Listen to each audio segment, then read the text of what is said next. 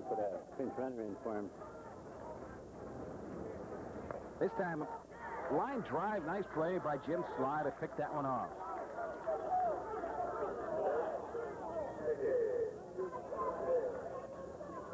That'll bring up the number 6 hitter, Jeff Hickey. Hickey is 1 for 2 in tonight's ball game. He's got a single to his credit in the 4th inning. 2 down. Runner at first. Hits it to the right side. He gets through for a base hit. Let's see if DeChico tries to go for third. He does. Right fielder falls down, and DeChico motors into third base easily. And now there's runners at the corner. First and third, 2 down. And Stony Brook trying to get the tying run in. Second base hit in the ballgame for Jeff Hickey. Now big Ed Zernato steps in.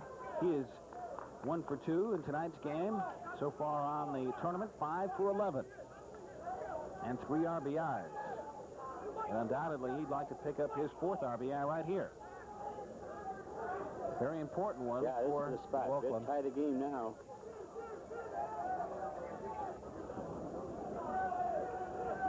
This is still a home team ball game. Certainly is.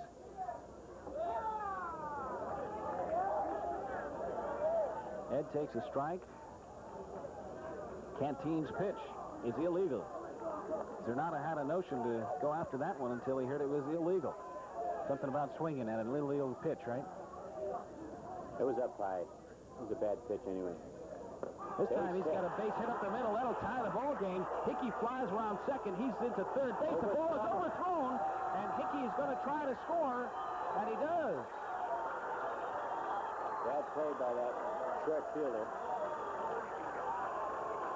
Scroncy will pick up the error, and that error allowed Hickey to score all the way from first base.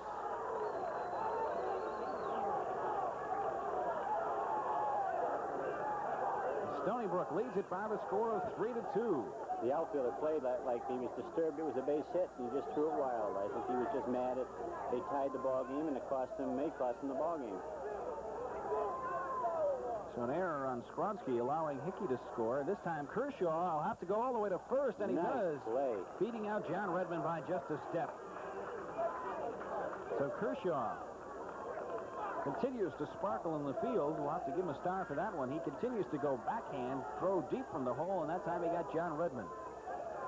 But a lot of action that inning. Stony Brook scores 2 runs on 3 base hits and 1 big, costly Kasdan error. And you see the score at the end of 5½. Well, the pitcher wasn't doing his job either. He's supposed to be over there backing up that throw.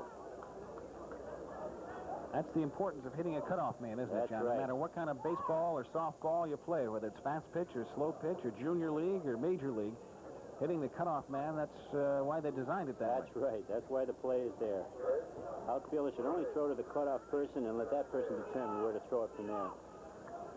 Much more accurate throw because they're much closer to the play, right? And I believe that every throw into the bases, third base or second from a great distance, should come in on the hop anyway. And that one's completely over the third baseman's head. It didn't slip either. No, he's completely unloaded on that. Yeah, he unloaded and that was it. Yeah. All right, so we move into the bottom of the 6th inning with the top of the lineup for Kasdan coming up. Reach Bryce will lead things off. He is 1 for 2. Singled and then hit into an unassisted double play back in the 3rd inning. Single, and he scored the only run so far for Kasdan. Lee Drake, long throw, gets him at first. Eddie G right on top of that close play. You see the momentum changing just a bit in this ball game. You can feel Stony Brook is charged up now. That's the break that they were looking for.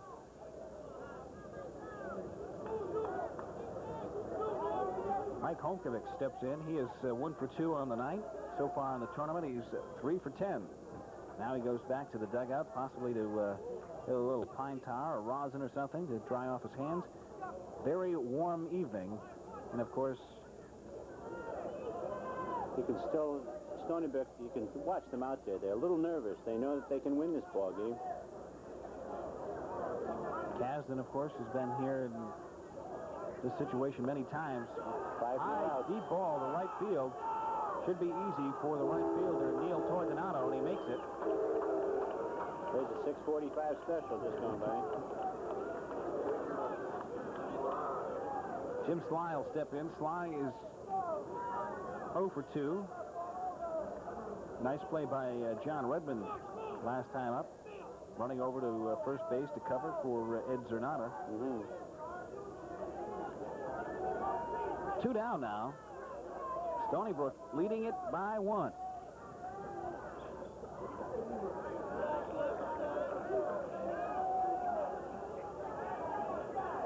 First pitch is a ball, and this one hit down the right field line. It is over Tordonado's head.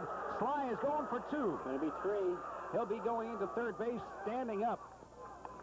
And so, Kasdan fighting back. A triple for Jim Sly. Hitting it over Neil Tordonado's head in right field. Tordonado had no shot at that one. A line drive over his head right down the right field line. And now that'll bring up Paul Sponheimer in a key situation. The tying run at third base. We're in the bottom of the 6th inning.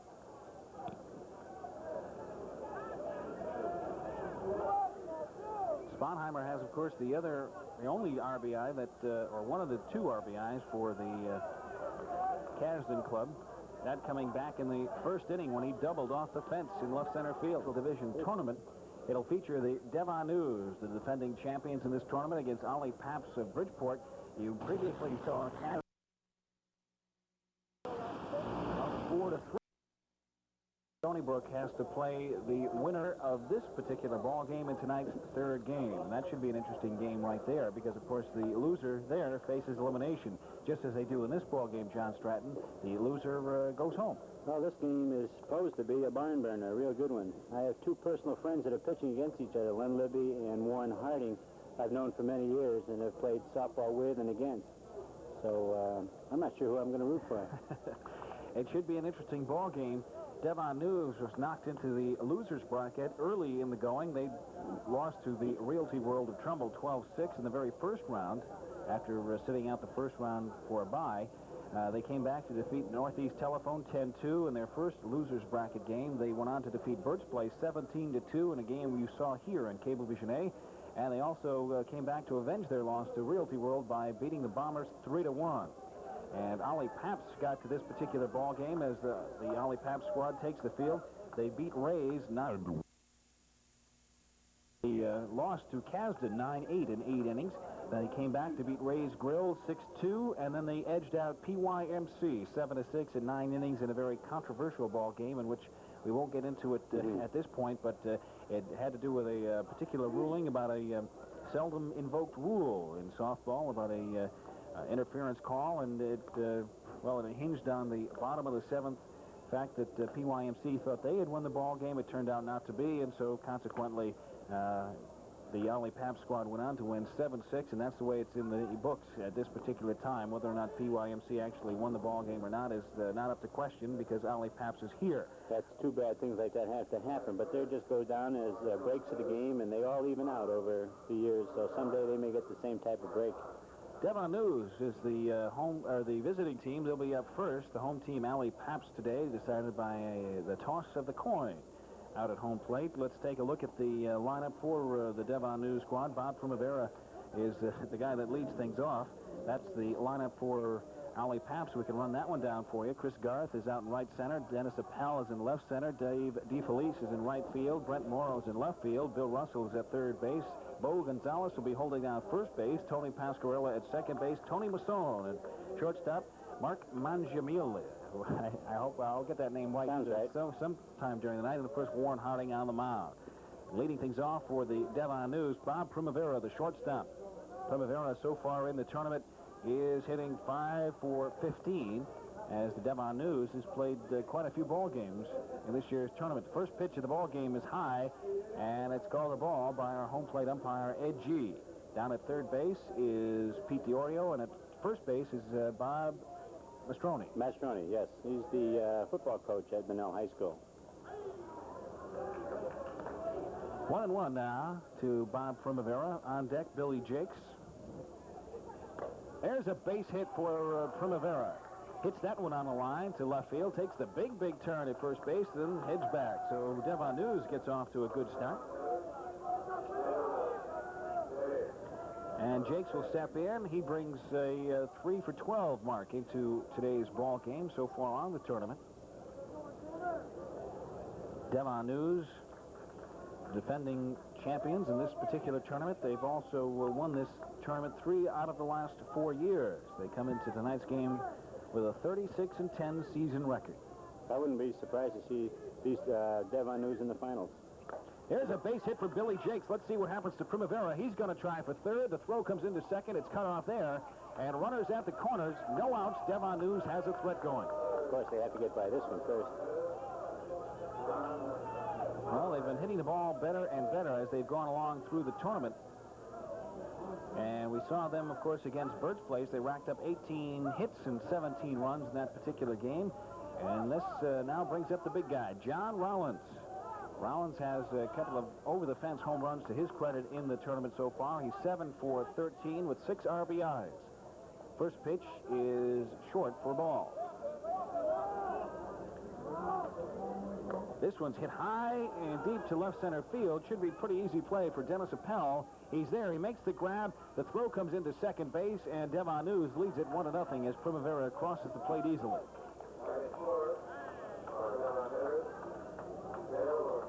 So Rollins picks up his 7th RBI. Primavera scores. And that'll bring up Artie Romano. Art Romano is 3 for 10 so far on the tournament. 3 RBIs, a couple of runs scored.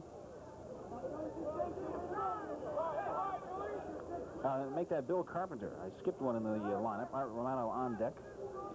Billy Carpenter on the meanwhile. 6 for 14 in the tournament. That one misses for a ball. There's a base hit right up the middle for Carpenter. And it's booted out in the outfield. There'll be an error on that one as Jake sneaks into third base. Should be an error on the... They allowed him to take an extra base. Right center fielder. And it is a hit and an error. Allows Jakes to go on into third base. And now Art Romano steps in. Art won a home run hitting contest held not too long ago, sponsored by one of the beer companies.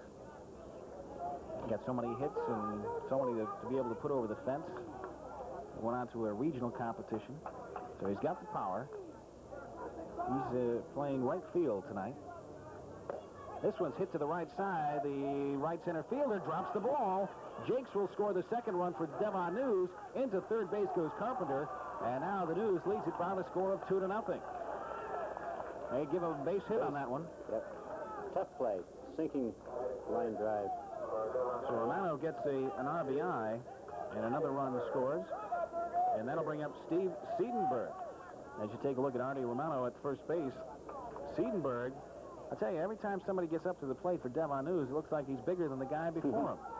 These guys are big. Seidenberg is considered to be the best hitter on this News squad. Coming into this ball game, he's 6 for 14, a couple of RBIs. Just got a chance to pick up one more right here with a base hit. Ollie Paps look a little tight out there. Devon News looks real loose. This one's hit back to Warren Harding. Goes to second, back to first. Double play. Nice play. Nice play by the pitcher, Warren Harding. He went to the shortstop, who in turn made the pivot and threw on to first base to get the double play and end the inning.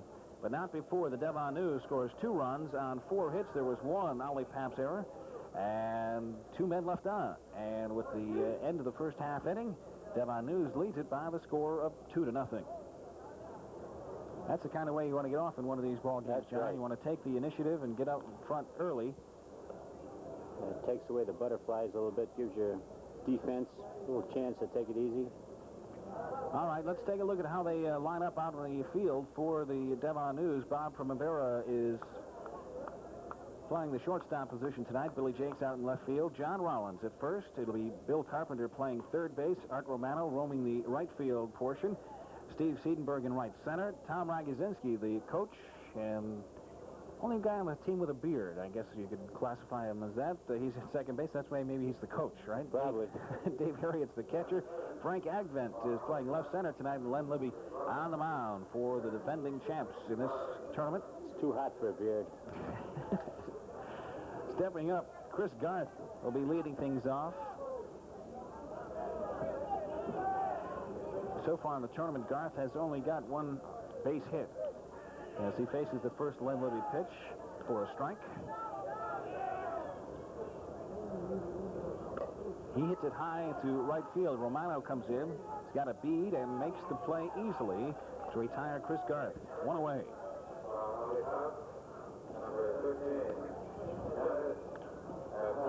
Dennis Appel steps in. Dennis has had himself a pretty good tournament. 11 for 20. He's got 3 RBIs and has scored 8 runs so far.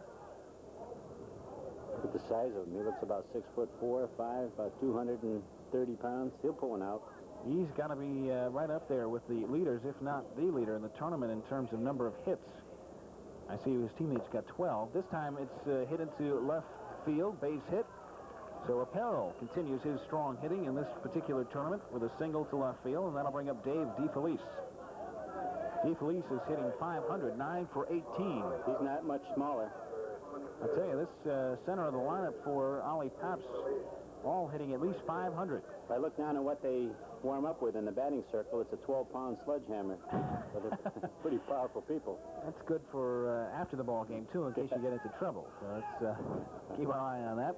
Dave DeFelice steps in. He's got 5 RBIs to his credit in this tournament. He's also scored 8 runs. So Ollie Paps has scored a lot of runs, at least the top of the order has for them. First pitch is in there for a strike. Second one is hit high and deep to left center field. Frank Agvent's there, makes the grab, quickly gets it back in, and we got 2 away. That'll bring up the cleanup hitter, Brent Morrow. Morrow is 12 for 20 on the tournament. 7 RBIs, 6 runs scored, so he's had a pretty good night for himself. A couple of nights during the tournament to be able to rack up 12 hits. Out of the 4 teams that we've seen tonight, that is the most of anybody, is those 12 hits, including the game before this one. So Brent Morrow leading the tournament in hitting, and he's got another one to his credit, base hit to left center field. He's also leading in RBIs with 7. That's important. You can get 100 hits, but you're not getting any runs in. Those are what win the ball games. So now the Ollie Pap squad has got somewhat of a threat going. Runners at first and second, 2 down though. And that'll bring up the number 5 hitter, Bill Russell. Russell is 7 for 19 on the tournament. Len Libby on the mound for Devon News, trying to get out of this jam. There's a base hit to left field. He won't comes score. It's Jakes. gonna be Jakes. close. The throw is coming home. It's in time, but the ball gets away from the catcher, and everybody's going to be safe. It was a good throw. I think he made it anyway. Was close at the plate. Looked like the ball got there in time, but it was tough for the catcher to handle and block the plate and put the tag on him. Yeah. You can't short half the catcher. It's too tough to play. Jakes got rid of the ball in time. And the runners move up on the throw, but Ollie Pops is on the board. And Devon News now leads it by a score of 2-1. Give Bill Russell an RBI, his 6th in the tournament. Here's Bo Gonzalez step in. Gonzalez is considered to be the best infielder, defensive-wise, on the squad. And so far in the tournament, he's got himself 7 hits and 18 trips. And there's a rip down the right field line. Foul. Base hit here could give the Ollie Pap squad the lead in the ball game. I think we're in for a real slugfest this ball game, John. Looks like both teams can hit the ball. I was going to say that at the beginning of the game. Looked like it would be a high-scoring game, and I was a little afraid to after you get the minutes. Well, it looks like that's... This is fun to watch. A little bit different from the games previously we've seen here. Most of them defensive-oriented. Looks like Devon News might have the advantage defensive-wise. This one's hit deep to right field. Romano is back there. He's in foul territory, and it's out of play into the woods. And now it's 1-2 to big Bo Gonzalez. Here you see the runner heading back to second base. That is Bill Russell.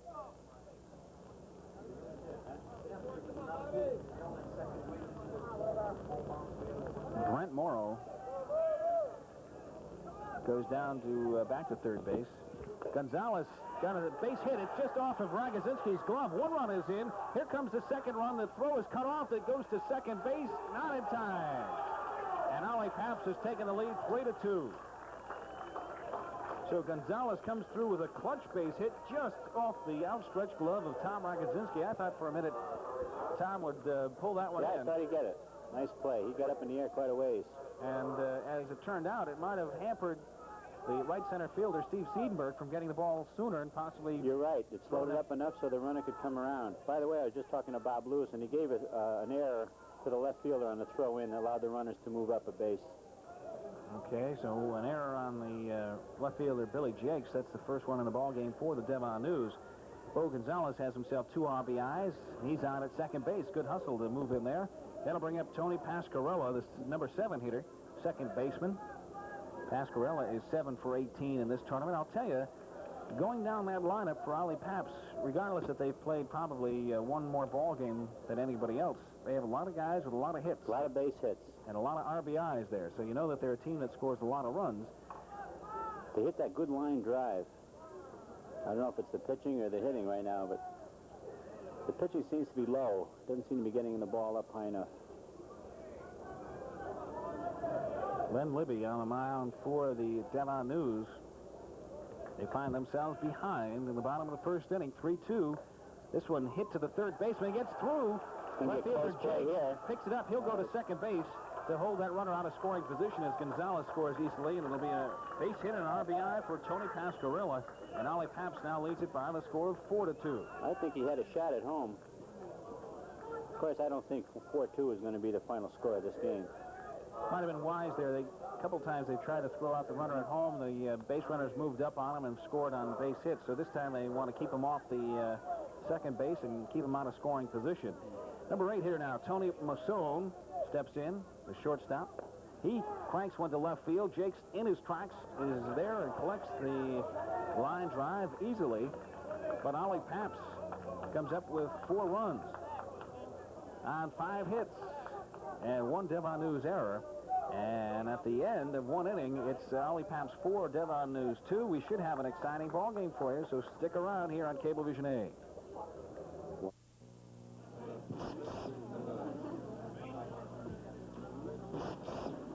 Hey, what you doing? Brandon, Lee jeans are genuine. Just can't go around branding strangers, cowboy. I'm a Lee cowboy. Well, this ain't your territory. I'm rounding up everybody and Brandon and Lee. Hey, you're pretty cute. She's one of the good guys. Available at Carroll Sports Shop, Station House Square, Stratford. Tom Ragosinski is scheduled to be the leadoff hitter in this particular inning. Ragosinski hitting 7th, playing second base tonight. Top half of the second inning, Mike Sella and John Stratton with you from Memorial Field in Stratford. And we've got some exciting action already. 6 runs scored in the very first inning of play. Of course, last time we did the Devon News ball game, they scored 17 in the ball game to defeat Burt's Place of Bridgeport. So they like to play that offensive-type ball game and see what Ragosinski does. He goes to right field, base hit. Beautiful. That's the way he was the other night. Tommy has had himself quite a tournament. Looking at the stats that Bob Lewis sent over, that is his 11th hit in 14 trips. That'll bring up Dave Harriet. Dave is 5 for 10 on the tournament with 4 RBIs. That's quite impressive. Ragosinski's 11 for 14. It's quite a batting average. He's a good hitter. Harriet takes the first Warren Harding pitch short for a ball. No outs. Top half of the second inning. And Ragosinski's on first for the Devon News. Left-hand hitter, but they play him to push the ball down the left field line. Harriet watches the second one short. 2-0 now. There's a strike. Say, Warren Harding does not waste any time on the mound. He's like a pitching machine out there. He just keeps firing. If you're not ready, that's your problem. Well, he's got the lead now. Harriet, base hit. The first baseman, Gonzalez, misplayed that one. Second base is Ragosinski. He's in there standing up and he'll hold.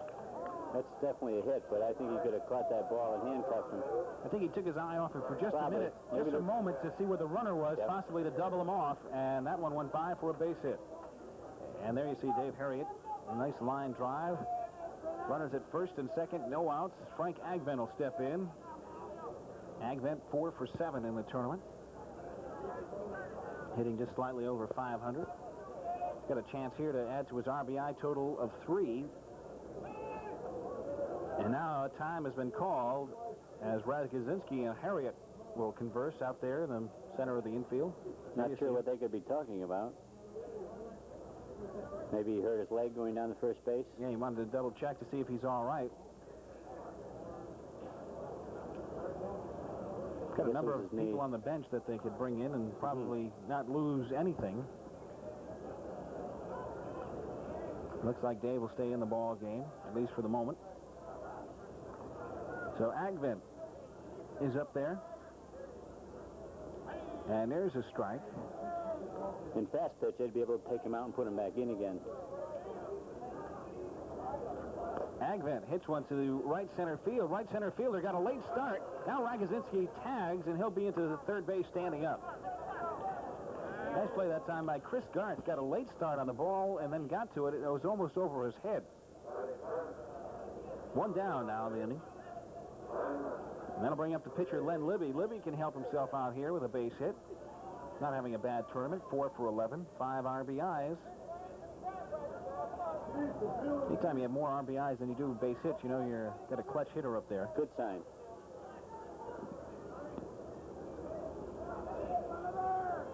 So Lenny, with one out here, can pick up another RBI, and they appeal the fact that Ragosinski might have left early from second base, but the umpire out there, Pete DiOrio, says no. I'm surprised there are 3 umpires tonight for this game. They said that loser's bracket game would be 2 umpires only. That one's inside. This game is so fast, and the ball moves all over the field so quickly. You need 3 umpires. Libby watches another one outside, 2-0. Really is. When they start moving around the base paths, there's a strike. And, of course, the base path's only 60 feet. Anything can happen. Libby goes to right center field. Right center fielder right there almost misplays the ball again. They'll let the run score. Ragosinski scores easily. He's having some trouble out there. So Libby gets a sacrifice fly. It's a tough time at night to play, right at dusk. Sometimes you lose the ball in the crowd. So now the Devon News has cut that advantage to 1-4-3, and they send up the leadoff hitter, Bob Primavera. Primavera singled and scored last inning.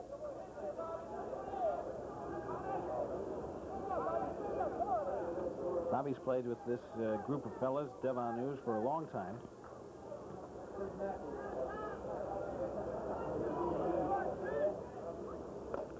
Hits it off the right side. Right fielder is there. Dave DeFelice makes the grab, and that ends the inning. But Devon News scores 1 run on 2 base hits, and there was 1 man left. And at the end of 1.5, it stands Ollie Paps 4 and Devon News 3.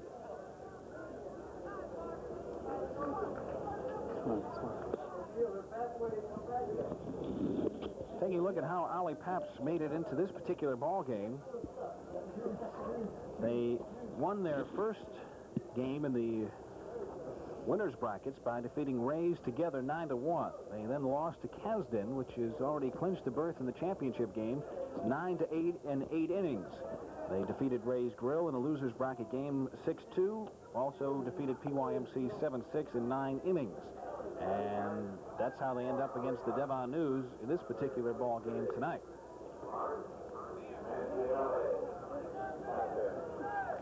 Stepping in for Ollie Paps, Mark Mangiamelli, the catcher. Mangiamelli so far on the tournament, 8 for 17, 3 RBIs. He gets a hold of this one, drives it down left field. Jakes is there, makes a nice grab. Great catch. What a catch by Billy Jakes. Heading into the fence, foul ball, and he made the grab. That's why on the sheet that we gave the Devon News before the game, we asked Tom Ragosinski to fill it out, put down their best outfielder. They said Bill Jakes, and that's one of the reasons why. He proved it there. That was tough play going into the fence. There you see Billy. And now Warren Harding steps up. Why don't you fill us in a little bit on Warren Harding, John? He's been playing softball for as long as I can remember. Yeah, I've known Warren for many years, and he seems to get thinner and thinner every time I see him. Great person, great person. He has played slow pitch for AFCO, Lycoming. He's played with many of the clubs in the area. Yeah, he was part of those national winners over at AFCO. I'm not sure whether he was or not, but he's been playing for a long time. He has his heart as big as his stomach. Believe me, he's a super person.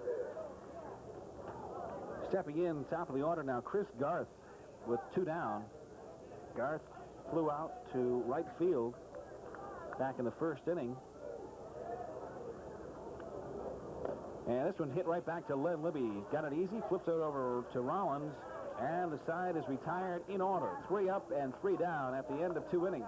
It's still Ollie Paps 4 and Devon News 3. We'll have the top half of the 3rd inning coming up with hitters number 2, 3, and 4 for Devon News coming up, so don't go away. Lights look great, nights look black. We're on the 8, she's got the knack. You can have a great meal or just a snack, 'cause we treat you like a winner at Teletrack. At Teletrack, we always treat you like a winner. From live racing on our giant screen to special events every day of the week. Come day or night, you'll be coming back, 'cause we treat you like a winner at Teletrack. All right, Mike Sellen and John Stratton here at Memorial Field in Stratford. A pretty good-sized crowd here attending the ball games tonight. Of course, no better place to come out and take your shirt off and sit in the stands. Well, I was counting the house before, and I think we had about 2,400 people here. You count them individually, John? Yeah, one at a time. All right. Stepping in, Billy Jakes for Devon News. Jakes has got a base hit and a run scored to his credit in the ball game. Devon News trying to chip away at a 1-run lead held by Ollie Paps. That one's outside.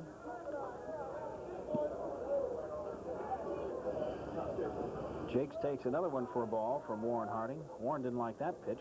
Bare hands to throw back. Warren just never gets mad at anything. I don't think anything really bothers Warren. That's the way you have to be as Yes. a softball pitcher, I'll tell you. See some strange happenings out there in a softball field. Maybe outwardly it bothers him, but inwardly I know not much that bothers him. 2-1 now to Bill Jakes. This one hit right back to the pitcher on the line. So Jakes gets a good piece of, I can't even say a good piece of wood anymore, John. Yeah. It's the aluminum bats. It's funny, my wife was saying today we watched the ball game, and gee, Howard, you got good wood on the ball to my son, and then she said, no, you got good aluminum on the ball. She said, what do you say? And I said, I'm not sure. So we said, we hit it good. Yeah. I guess you could say you got a good piece of wood on that. Nobody's going to contradict you at this point. Here's John Rollins, who steps in. He's got a sacrifice fly and an RBI tonight. He's also got 7 hits and 13 trips to the plate in this particular tournament, 6 RBIs and 2 over-the-fence home runs. And he gets too much under this one, sends the right center fielder back deep. There's Chris Garth about 10 feet away from the fence, and he hauls it in. Nothing more than a fly ball if you don't get all of it. Nope. And that'll bring up Bill Carpenter. Carpenter's got a base hit for himself tonight. I think that's the problem. A lot of these teams play in open fields, and then they get to a fenced-in field and they try to go for the home run, and it's pretty hard to do. Last time I said that, he parked one. Carpenter looks at the first pitch outside. I think it's more psychological than anything, you know. They changed some things to get the ball over the fence instead of just trying to hit it their usual stroke. Well, it's the big thing in baseball is hit the home run. That's what everybody talks about. Here's one hit up the middle. Nice play by Masson. Throws on to first base, and there's 3 up and 3 down. So the former Central High standout and Clemson standout makes a nice grab there. And at the end of 2.5, we stand at 4-3 in favor of the Ollie Pap squad out of Bridgeport. Things settling down a little bit in the second and third innings after a... kind of going to sleep. They're sitting on their runs, and that happens sometimes. In our game also, we get 3 or 4 runs in the first inning, and we sit on it for 6 innings, and you shouldn't do that. I know when the Brakettes play at fields that have fences, a lot of times they try to go for the home run. We end up not scoring too many runs. And when they do, we get maybe 1 home run or 2 home runs a season, and it's really not worth trying. Bottom of the third now as Ollie Paps will send up the number 2 hitter, Dennis Appel, who's got a base hit and a run scored tonight. Hitting 12 for 21 in the tournament. He'll lead things off here, try to set the table for some other folks coming behind him. He gets a base hit right up the middle. Nice line drive, just met the ball and drove it through the middle. Trots over to first base. Second hit in the same place.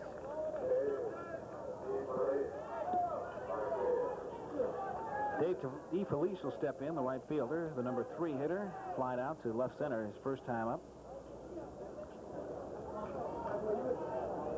David's got 9 hits in 19 trips.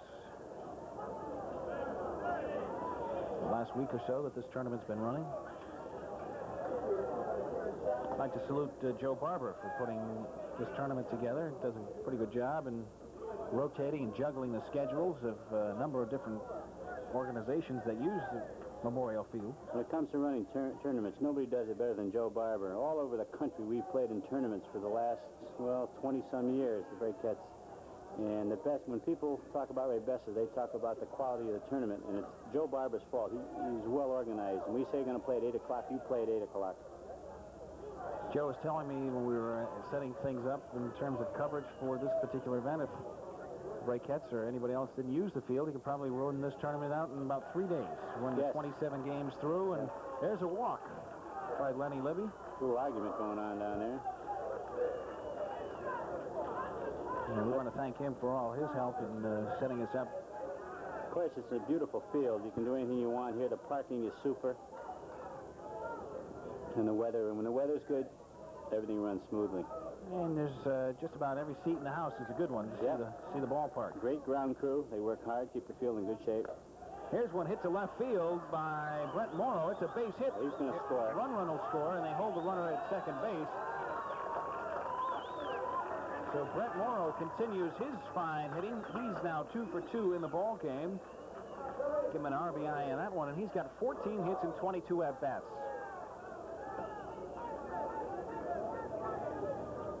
So no outs. Yeah, Ollie Papp showing why it's here. They can hit that line drive. So 2 hits and a walk and nobody out. And that'll bring up the number 5 hitter, Bill Russell, who's got a base hit and an RBI. And he drives Agvent deep, and Agvent finally catches up with it, makes the throw back to the infield.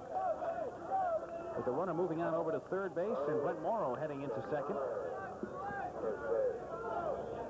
So although that was not considered a sacrifice fly because you have to have somebody score on it, it's just as good as a sacrifice bunt in any other kind of fast-pitch softball. Less than 2 outs at the must to move those runners up. And that's exactly what happened. That sets it up for Bo Gonzalez, who had a big hit back in the first inning, a 2-run single with 2 outs. So Gonzalez, clutch hit there. He's got a chance to pick up 2 more RBIs right here with a base hit.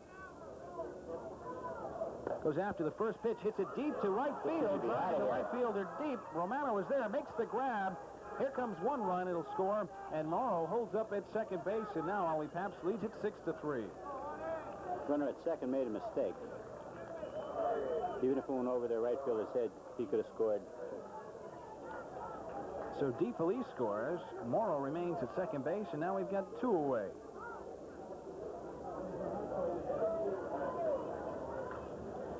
That'll bring up Tony Pasquarello, who had an RBI single in the first.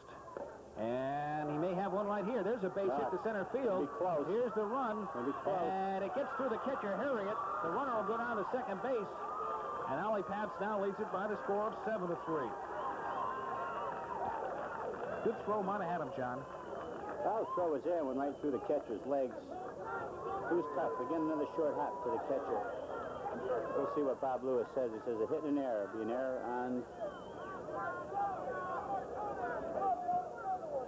Pretty hard to give the catcher an error on that. It's a tough throw. So he might give it to the left center field. I think they will. There's another base hit. That one by Tony Masson. Another run will score, and the throw goes into second base. And now Ollie Papps leads it by the score of 8-3.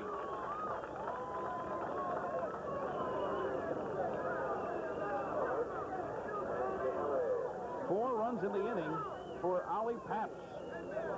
Well, I don't think a 5-run lead is too hard to overcome. I think that Devon News will come back with a few. It's always an old friend of all the sports announcers, momentum that they talk Momentum. about. Right now, Ollie Papps has it, as they've been able to tattoo Len Libby for 1, 2, 3, 4 hits in this inning, and they've hit him hard. Here's Mark Mangiamile. He'll be out of here. He hits one down the left field side off the hot dog stand. A nice catch by one of the fans down the left field side.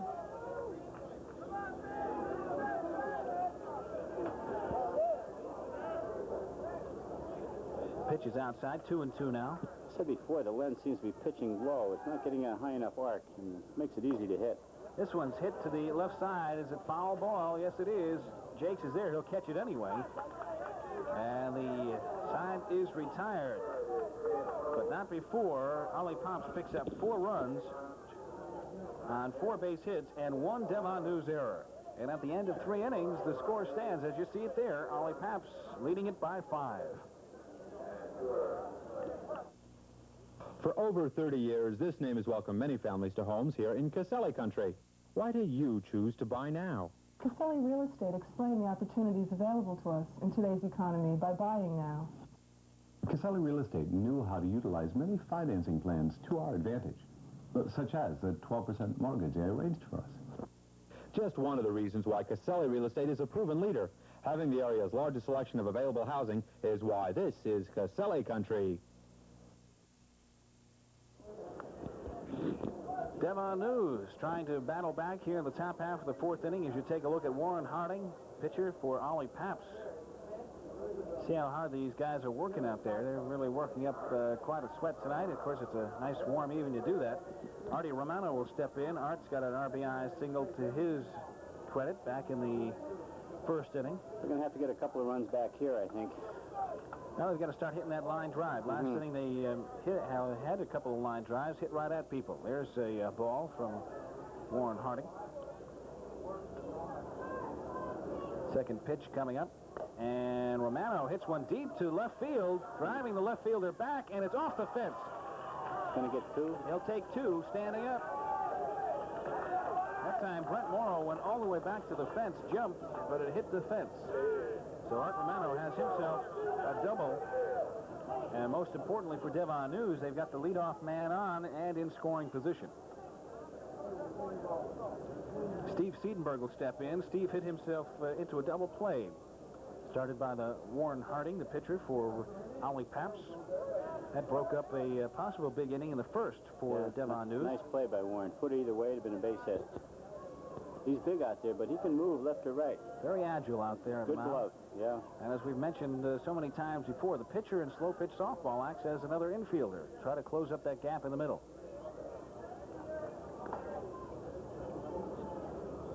First pitch is a ball to Siedenberg. Second one is hit up in the air to the right center fielder. It's over his head.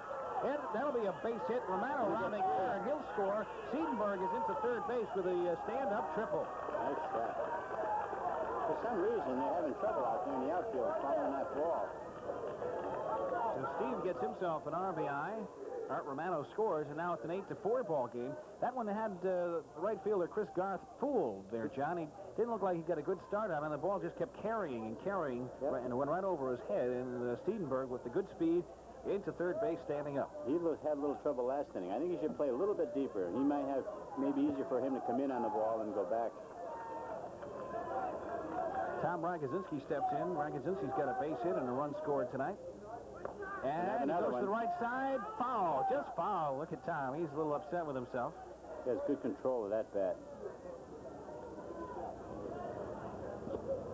We'll have to do it all over again. As we mentioned, his first time up, he is now 11 for 14 in the tournament.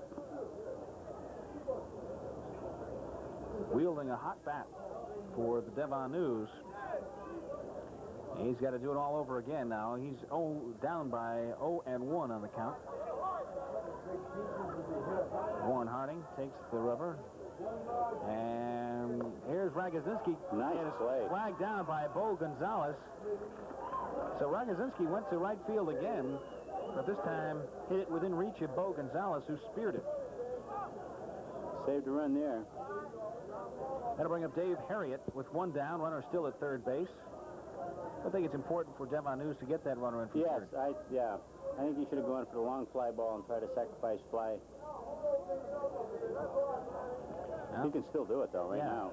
Dave Harriet probably be the guy to get you a long sacrifice fly. He was the bigger guy. Hit the ball with power. He's got a base hit to his credit so far tonight.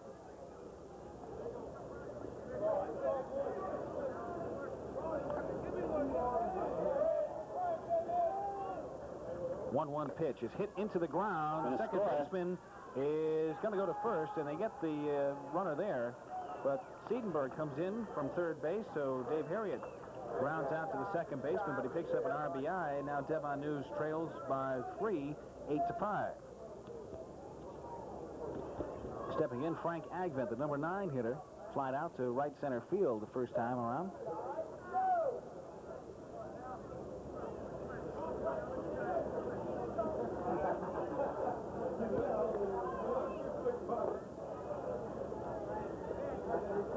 There's a strike. 2 down now. Nobody on base. Agvent watches one outside. 1-1.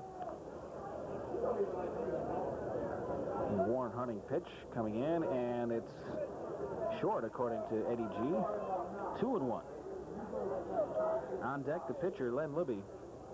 This time goes to the shortstop side, makes the nice play. Masson throws him out. Rifle arm by Masson.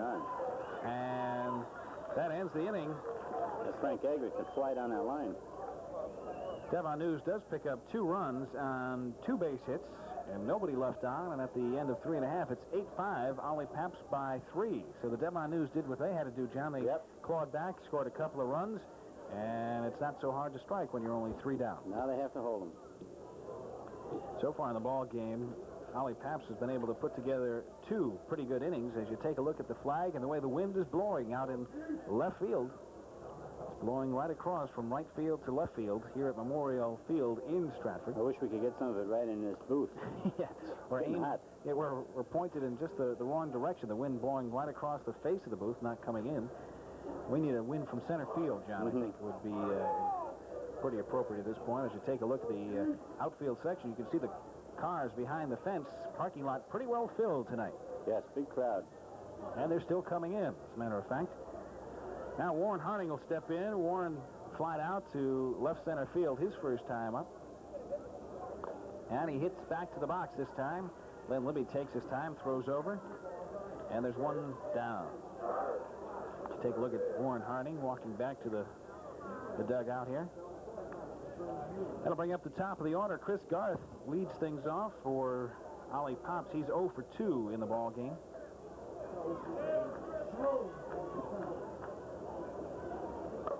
And there's a nice grab by John Rollins on a line drive.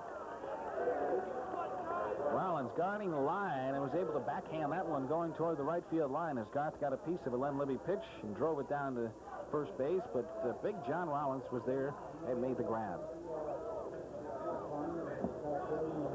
That'll bring up Dennis Appel. Dennis is 2 for 2 and has scored 2 runs in the ball game. He is now 13 for 22 on the tournament. He's also got 10 runs scored. So he gets on base, people behind him knock him in. Yeah, he's pretty quick. There's one hit high and deep to left center field. Agvent going back. It's out of here. Home run. Dennis Appel drives one to deep left center field.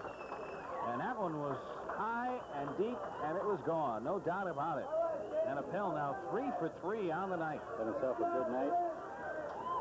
Another run, another RBI. I'll tell you, Ollie Paps' team has impressed me as one that can hit. And hitting they are. Dave DeFelice will step in. Dave officially 0 for 1 with a run scored. He walked back in the third. I mentioned a couple of times that Ollie Paps looked like they were a team that could hit, and now Bob Lewis kindly has come into the booth and told us that that's 8 hits in a row. Dennis Appel, 8 hits in a row, according to Bob Lewis, John, and that's something. This one hit to the shortstop. Primavera bobbles and drops it. And that's got to be an error. That was a tough hit, but they're going to have to call it an error. I'll tell you, Primavera did a juggling act out at shortstop and only until the ball actually hit the ground did we see that he didn't have complete control. He bobbled it, turned around, and with his back to us, did a juggling act, and finally it fell to the ground. So there's still 2 down. Well, the runner Now a stopped first. The runner stopped halfway and then kept on going and stopped again. This one's hit high in the air. Bragadzinski is back from his second base spot, and he makes the grab. Went a long way. That ends the inning. However, on the big hit, the big home run by Dennis Appel, Ollie Paps increases its lead to 4 once again. And at the end of 4 innings, they lead it by the score of 9-5. I got my Dickie work clothes from Jimmy's Army and Navy. I got my Izod shirt at Jimmy's Army and Navy. I got my Jonas jeans at Jimmy's Army and Navy. Hey, handsome! Whatever you're into, active wear, work clothes, or the casual look, Jimmy's has it all. A brand new Jimmy's Army and Navy, Upper Main Street next to Burger King. Free belt with any pants purchase. All right, moving to the top half of the 5th inning. It's getting late for Devon News. They've got to score some runs to get back in the ballgame. They trail it by 4, as you see the score right there. And leading things off, Len Libby, who can start things off and help his cause out a little bit here. It's like a Yankee-Red Sox game, all these runs being scored. That's right. He'll be followed by the top of the order, Bob Primavera, on deck. I'm really surprised at the number of people that are here, and they're still filing in from out in the parking lot. I still see cars searching around for some place to park. What else are you going to do on a Sunday night? Hot like this, beautiful here. Libby watches the first one for a strike. I wish we'd get these crowds for the break-cut games. There's a base hit for Len Libby, right up the right center field gap there. First hit in the ball game for Len. And the 9th hit in the game for Devon News. Bob Primavera, the leadoff hitter, steps in now. Primavera, 1 for 2 on the night with a run scored, that being back in the 1st inning. Led the ball game off with a base hit, came around to score. Be looking to get a base hit here and move Len Libby over and try to get his team a couple of runs back. Sure, they'd like to get some of these guys on base for the big part of the lineup to come up and maybe... Yeah, they're going to have to stay with Ollie Paps.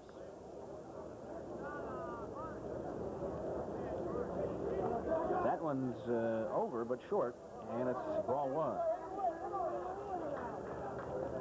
That's a strike. Pitch from Warren Harding is hit to the right side. Base hit for Bob Primavera. Second base hit of the night for Bobby. And now back-to-back singles that put men on first and second with nobody out. That'll bring up the number 2 hitter, the left fielder, Billy Jakes. Jakes 1 for 2 on the night with a run scored. Hit a line drive back to Warren Harding the last time he was up, so he's hit the ball hard both times up and made a nice grab out in left field to boot.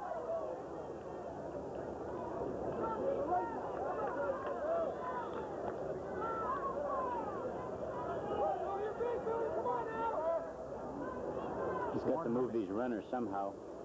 Long fly ball, ground ball to the right side. He's got to move them. Warren Harding, first pitch is in there for a ball. There he hits it to right field. That's a base hit. That'll get people over, and everybody holds up. They move up 1, and now the bases are loaded. And guess who steps up? The big guy, John Rollins. Rollins, of course, has 2 over-the-fence home runs in this particular tournament. Tonight, John is 0 for 1 with a sacrifice fly and an RBI. You see the size of him. And at this point, I think Devon News, although they'd like to see it go over the fence, they'd take a nice line drive base hit somewhere. Look where they moved the second baseman, John, out behind second base. Cut off that alley. He hits it high and deep to left field. It'll get 1 run in, and maybe everybody can move over. There's the catch, and here comes Len Libby. The runners will move up. Close play at third base, and Libby scores. It's 9-6 now. So Rollins has another sacrifice fly and another RBI, and that allows Len Libby to score from third base. Now runners are at second and third with just 1 down. And Bill Carpenter steps in. Carpenter 1 for 2 on the night. So far on the season, 7 for 16 in this particular tournament. Big opportunity for Devon News. They could get a base hit here. They pull to within one.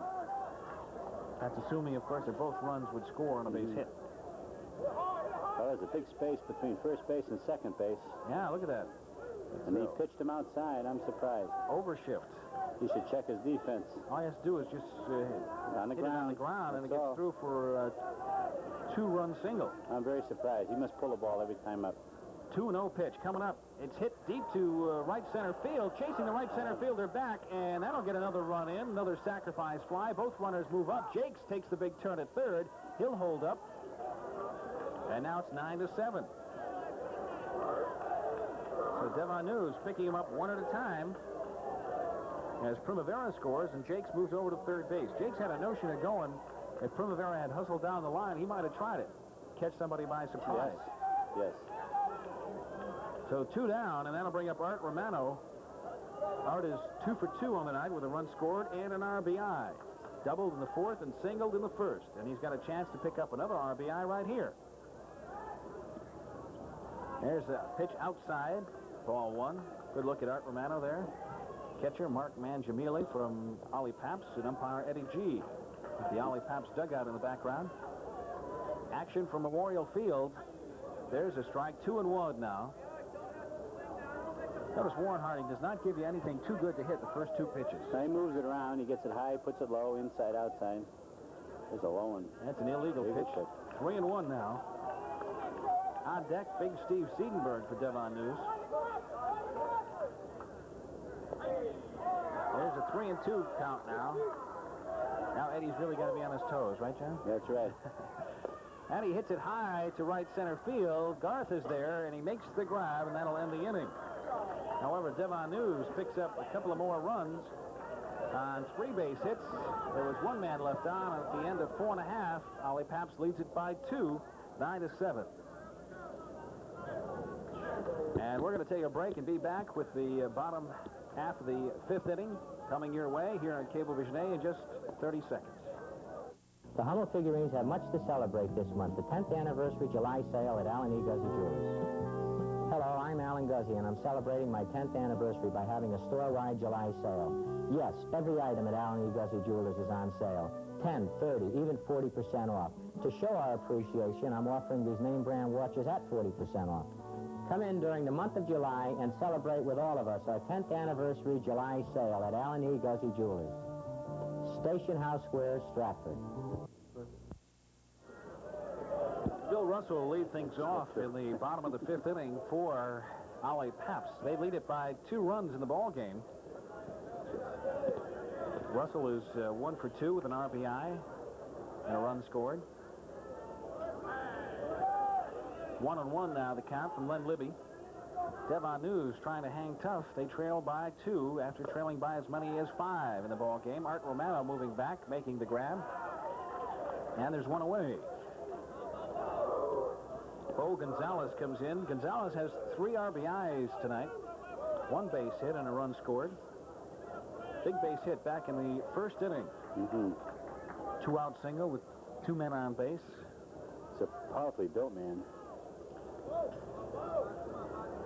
One of the better fielders on the squad, and of course can wield a pretty good bat as well.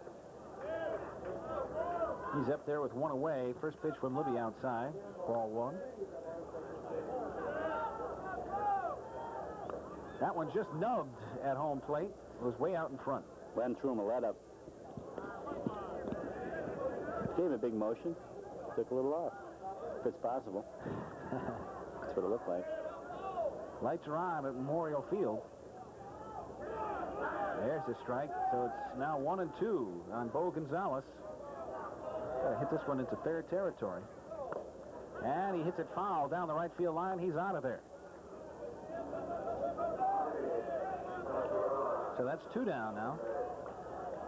That'll bring up Tony Pasquarella, who's 2 for 2 and 2 RBIs on the night. Pasquarella is now 9 for 19, 9 for 20 on the tournament. I think their bats have slowed up a little bit, and they shouldn't let that happen. Only 2-run lead. Now the momentum has shifted just a little bit. It's also important, John, it seems like they scored when they got the first runner on base, the leadoff hitter. Yeah, I was going to say that before. I think it's so important in this game to get that leadoff hitter on.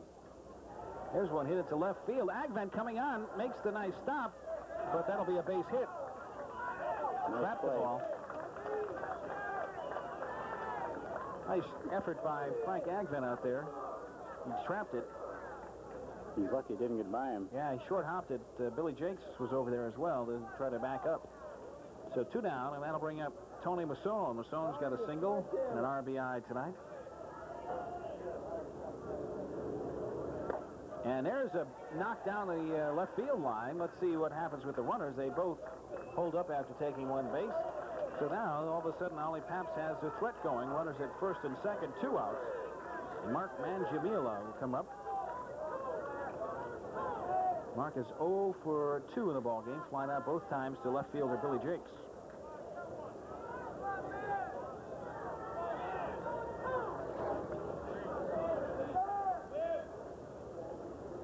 He hits it down the left field line again. There's Jakes over easy, and he's there, and he makes the grab. So that is it. No runs, 2 hits, 2 men left on. And at the end of 5 full innings of play, Ollie Paps.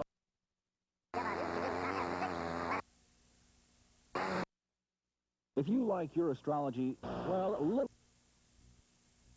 to Cablevision A on Thursdays at 6:30 p.m. and let Barbara Wall find out what's in the stars for you. Now, you have a Pisces rising, which makes you somewhat of a soft touch. Not true. Okay? Yes. I don't want to say sucker, but you have one set of twins already? Mm-hmm. Yes. And you're looking forward to another set? Yeah. You are? Yes. Off the Wall Astrology, Thursdays at 6:30, right here on Cablevision A.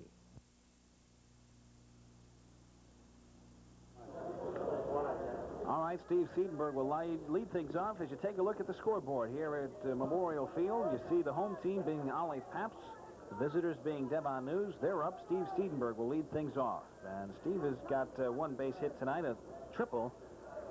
He has also got an RBI and a run scored. All that coming in the 4th inning. First time he grounded out into a double play.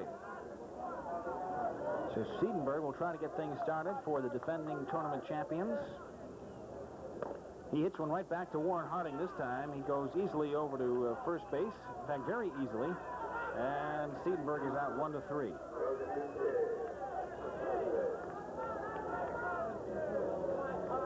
Team Seidenberg tried to pull the ball. Warren pitched him outside, and he just put it up the middle. And he hit up the middle. That gives you an indication as to how you should go with the pitch. Yep. Yes, of course, you're exceptionally strong, and you can pull it that way. Seidenberg is one of those type players where you don't get all of it. That's what happens. You bounce it up the middle. Tom Ragosinski steps in. Tom is 1 for 3 so far tonight. A run scored. 1 for 2, Megan. This is his 3rd time up against Warren Harding. There's a base hit for Ragosinski. Ragosinski now 2 for 3 in this ball game, and on the tournament, he is now 12 for 16. Certainly leading his team in hitting and doing a great job. Gets himself on base. Doesn't hit the long ball. Well, you got some of the other guys like Rollins and Seidenberg and Romano and people like that on your team. You don't have to worry about hitting the long ball. You just get on base in front of them. Especially right now. They need a couple of runs right now. Dave Harriet steps in. Harriet's 1 for 2 with an RBI. See members of the Stony Brook team still in uniform walking around the field. Of course, they play the winner of this particular ball game in our 3rd game of the triple header. I imagine they played before, both of these teams. Yeah. Yep, last year Stony Brook was the runners-up in this tournament to Devon News. There's one team from Stratford, the other one from Milford, so natural rivalry. 2-1. Make that 3-1 now to Dave Harriet. He doesn't want to walk him. There's Ragosinski down at first base. 1 down, 1 man on. There's a strike. 3-2 now. Anything close, Harriet will be swinging away. There's a base hit. Knocked down by the second baseman. Ragosinski will go into 3rd standing up. And we've got runners at the corner with just 1 out. There you see Tom Ragosinski, who hustled around 2nd. Seeing eye base hit for Dave Harriet that time was off the first baseman's glove. Let the runner go. Yeah, let the runner go another base. Tony Pasquarella backing him up, knocked it down, and then by the time all that was done, Ragosinski was at third base. Frank Agben steps in. Imagine Ragosinski now is shouting instructions. Now, let's see what happens here. We've got a pinch runner in. Looks like John Jakes will replace Dave Harriet. Jakes much quicker on the base pass, trying to stay out of the double play. Well, his run's the tying run.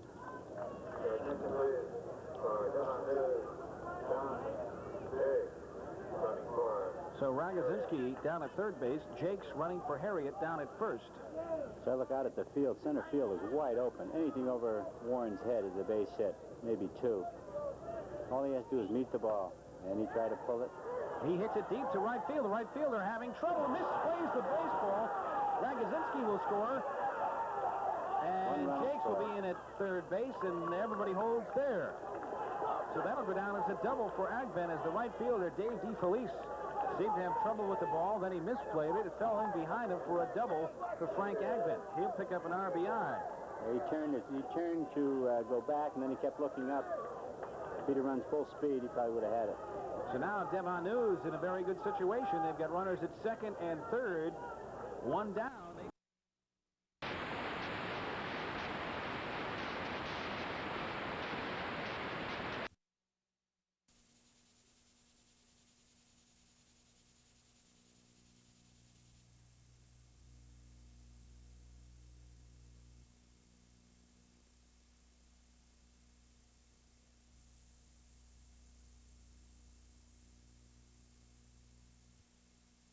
Chance to help himself out here. He goes to the first pitch. It's hit down the right field side. DeFelice is there, makes the grab. Here comes Jakes tagging up, and he'll score easily, and the ball game is tied. So Len Libby gets himself a sacrifice fly and an RBI, ties it up. And now we've got a brand new ball game in the top half of the sixth inning. Two down, and a runner at third, and the person of Frank Agben. Primavera steps in. He is, as you mentioned, John, 2 for 3 and 2 runs scored tonight. Leadoff hitter. Likes to go to right field.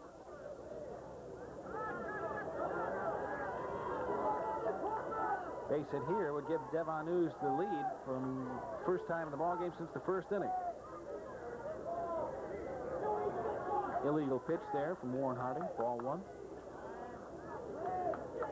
So an exciting ball game, seeing Devon News come back from a 4 or 5 run deficit. That's a ball. Ball 2 to Primavera. On deck, Bill Jakes, the left fielder. Primavera watches that one go through for a strike. Warren Harding pitch is hit to the left side. Base hit for Primavera. And Devon News has taken the lead 10-9.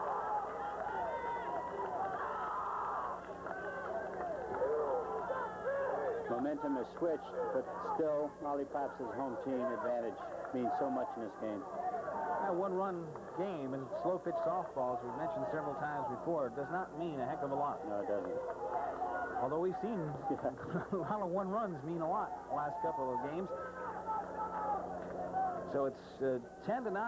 Devon News fighting their way back, and now Billy Jakes will step in. Jakes is 2 for 3, a run scored. He's got a runner at first with 2 down in the inning. Jakes goes to left center field. Base hit. Primavera will stop at second base. Devon News has it going.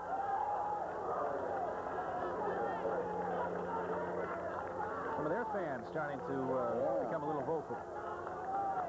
And now John Rollins gets up. Rollins has got 2 RBIs today on the basis of 2 long sacrifice flies.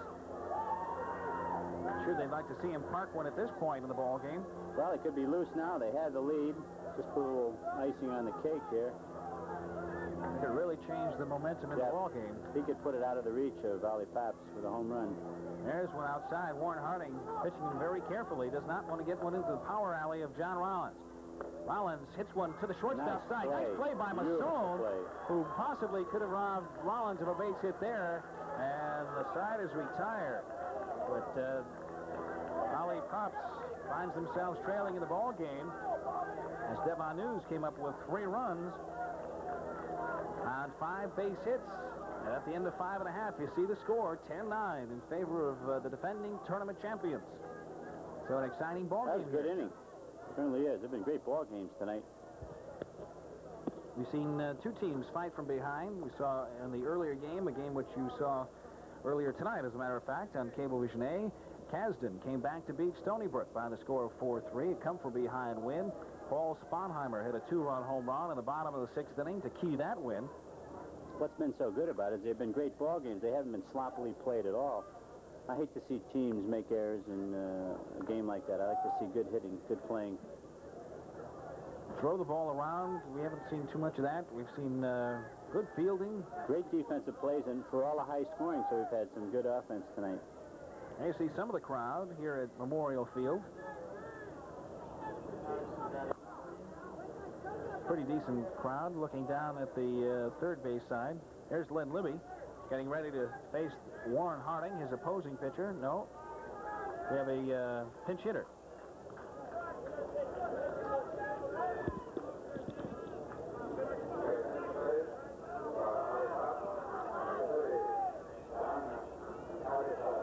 John Patterson will step in to bat for Warren Harding. Harding was 0 for 2 while he was in the ball game.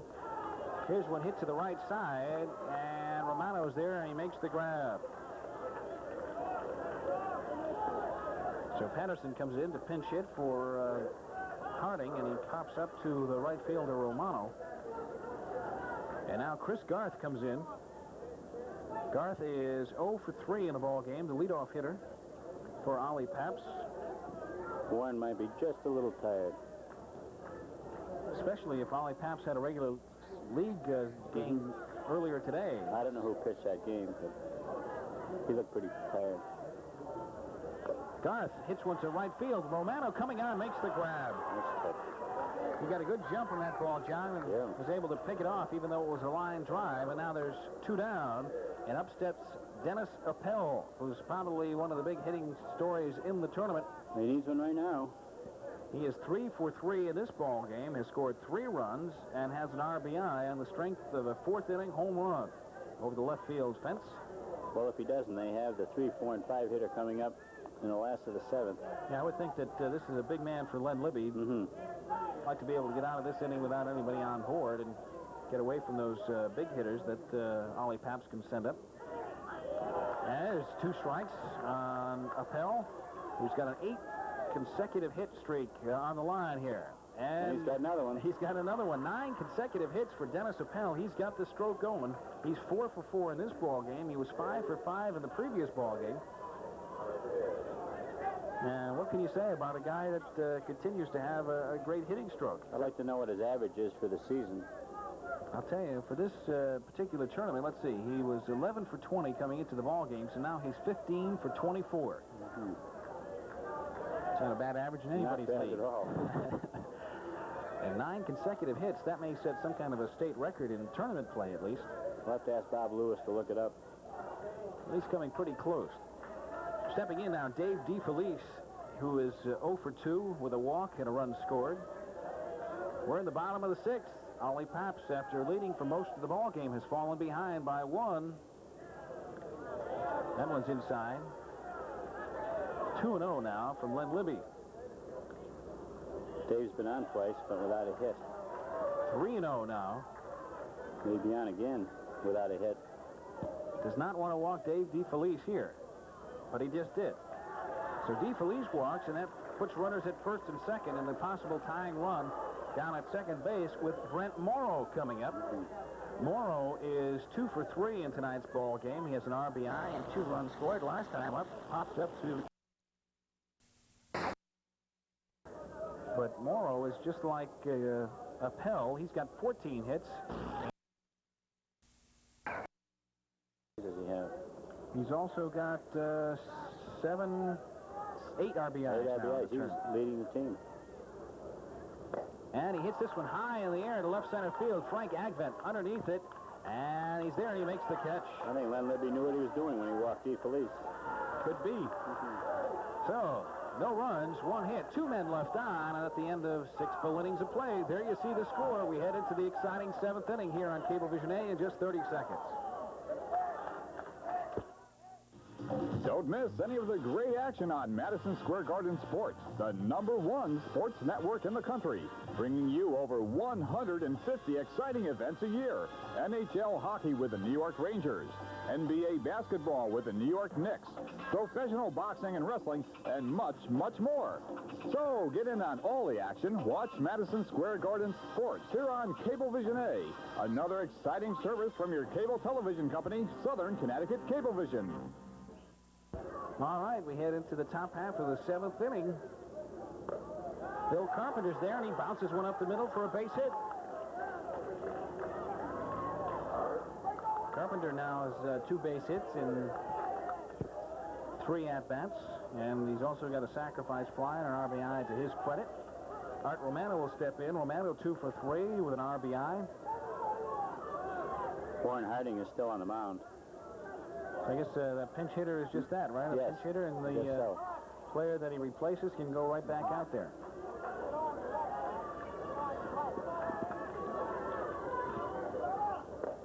Here's Art Romano hitting one deep to left field, chasing the left fielder way back. Nice and he catch. makes the grab. Brent Morrow makes the grab. The runner's tag. Morrow is stunned out in left field. The runner, Carpenter, comes all the way home. Let's see what they're going to say now. He made that catch. Art Romano is considered to be out. He hit that sign out there. Let's see what happens here. I know we're going to have some kind of controversy. They've got a good beef. I think he made that catch. Well, I think I saw Eddie G point to Art Romano and signal that you're out. But the runner tagged? The runner, Bill Carpenter, I think tagged, and then he took off from first base. Now, it's the question of as to whether or not Morrow was hurt and time is called immediately and the runner has to go back to third or what. Let's see what happens. That's too bad things like that have to happen. One time a fellow here impaled himself on the top edge of the fence. Wow. Cut his arm and cut it. So now if you look out there at the fence, they have a wood that covers it all along. A good friend of mine, too, that hurt himself. So let's see what happens there. I think we take a look down the booth here to Bob Lewis. Maybe Bob can help us out in terms. I think that has to be an out.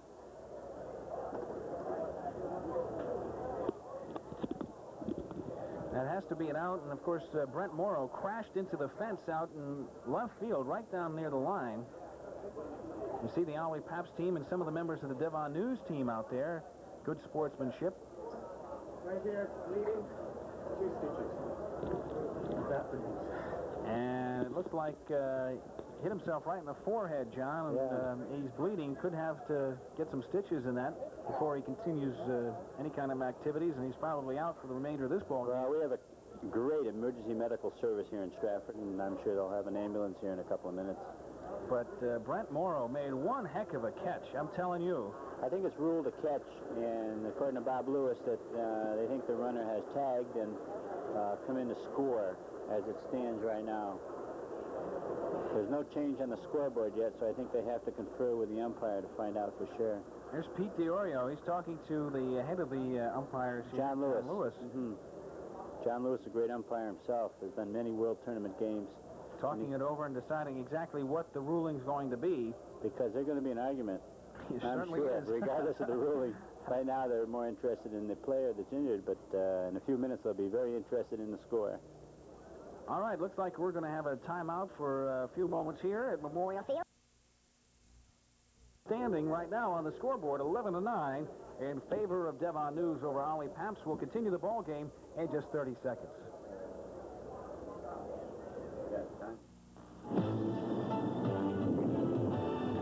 There's a hungry kind of feeling, and every day it grows. You know there's so much more to you than anybody knows. In the Army, we do more before 9 a.m. than most people do all day. Hey, First Sergeant. Good morning.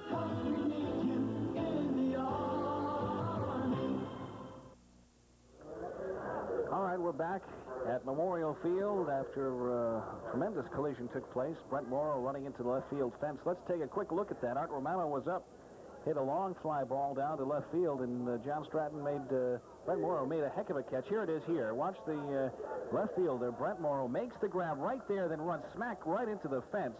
And while he is out in left field, hurt and dazed, unfortunately, that's the way baseball is played. No time, and Bill Carpenter scores all the way from first base. And Devon News has added one more run to their lead. They now lead it 11-9 as you see Brent Morrow sit on the field and be a little bit dazed after running into that post. So a tough shot right into the 300-foot sign. And now they appeal to first base, and they say Bill Carpenter is safe. He did tag up. We looked at the replay several times during the break, and John, you noted that he was just about where he should have been after the ball was caught. In other words, he wasn't at second base all that quickly. Obviously, the umpire, Bobby Mastroni, down there was right on the play, and that's his job to watch that. All right, action back in. Steve Siedenberg steps in. Siedenberg is, so far tonight, 1 for 3. He's got a triple and an RBI. That back in the fourth inning. Devon News leads it by 2. It's been a action-packed ball game, to say the least, tonight. Siedenberg coming into the game tonight. 6 for 14, so his one base hit and 3 trips gives him a 7 for 17 mark so far in the tournament. 2-1 now from Warren Harding, who was removed last inning for a pinch hitter, but then came back into the ball game. And there's 3-1. Seems to have a little trouble here. Maybe that little rest has bothered him. This one's hit high and deep to right center field, driving the right center fielder back, and he makes the catch out near the fence in right center field. So Siedenberg gives it a long ride, but it's just a long out at this point. That's where he went with his triple, John. Seems to have pretty good power at the opposite field. He's extremely strong. Now Tom Ragosinski steps in. Ragosinski is 2 for 3 tonight. 2 runs scored. Try to keep this half of the Devon News inning alive. Sure, they'd like to get a couple of more insurance runs. They lead it by 2. Pitch from Warren Harding. It's hit this time down to the third baseman. Nice play there by Russell, and he throws Ragosinski out by a step or 2. And that is it. So, after one hit, that was it for Devon News, and there you see it as we head into the bottom of the 7th inning. A 2-run ball game. Let's see what Ali Pops could do. This could be an interesting inning here. It's nice to have a 2-run lead. I would say the key thing for the Devon News team to remember, and especially pitcher Len Libby, is not to let that leadoff man get on base. That's right. That's correct. John, you've been in situations like this before where you have a slight lead going into a bottom of the inning like this. There's something that you tell the team? Is there something the team should be conscious of? No, not at the first. We tell the pitcher to make sure she doesn't walk the batter. Come in with a strike. Get a strike ahead of the batter. What they're trying to do is look for a base on balls. In slow pitch, they're not. But in fast pitch, they are looking for the base on balls. Our pitcher should know to throw the one right down the middle. And very rarely will they swing at the first pitch. Matter of fact, when they need to get a base run, they sometimes take 2. And so we tell her, try to get ahead. All right, let's see what happens here. Let's see what Ollie Pops does. Bill Russell will step in. Russell is 1 for 3 and an RBI single back in the first, and has been shut out since, flat out to left center and flat out to right field. Now, they always say a walk is as good as a hit. Sometimes it's better than a hit because it demoralizes a team. Something they didn't earn, is that it? Yes. This one's hit to the left side. It's going to be out of play down the left field line. Out of the ballpark completely. See some of the younger kids out there running out the front gate trying to track it down. This one's hit to the shortstop. Nice play. The long throw is in time. Great play by Primavera that time. Nipped him by a step. Very important out for Devon News. There is. I see Wayne DeAndrea is in the ball game in the catcher's position.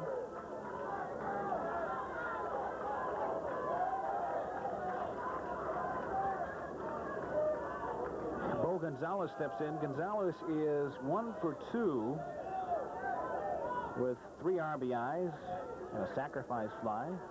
So he's had a pretty productive night at the plate for himself. 1 down. Ollie Pops leads it, or trails it by 2. They led for most of the ball game. And then in the 5th inning, or make that the 6th inning, Devon News struck for 3 runs, took a 10-9 lead. They added 1 in the top half of the 7th, and here we are in the bottom half of that inning. This one hit down to the first baseman, Rollins, off his chest, and it'll be base hit or error. Error. Oh, I call it an error, certainly. That could be the break that Ollie Paps is looking for. So he didn't make his body into a C, so the ball would hit his chest and drop in front of him. He could make the play, and he let it get above his head, and it was too late. You see John Rollins.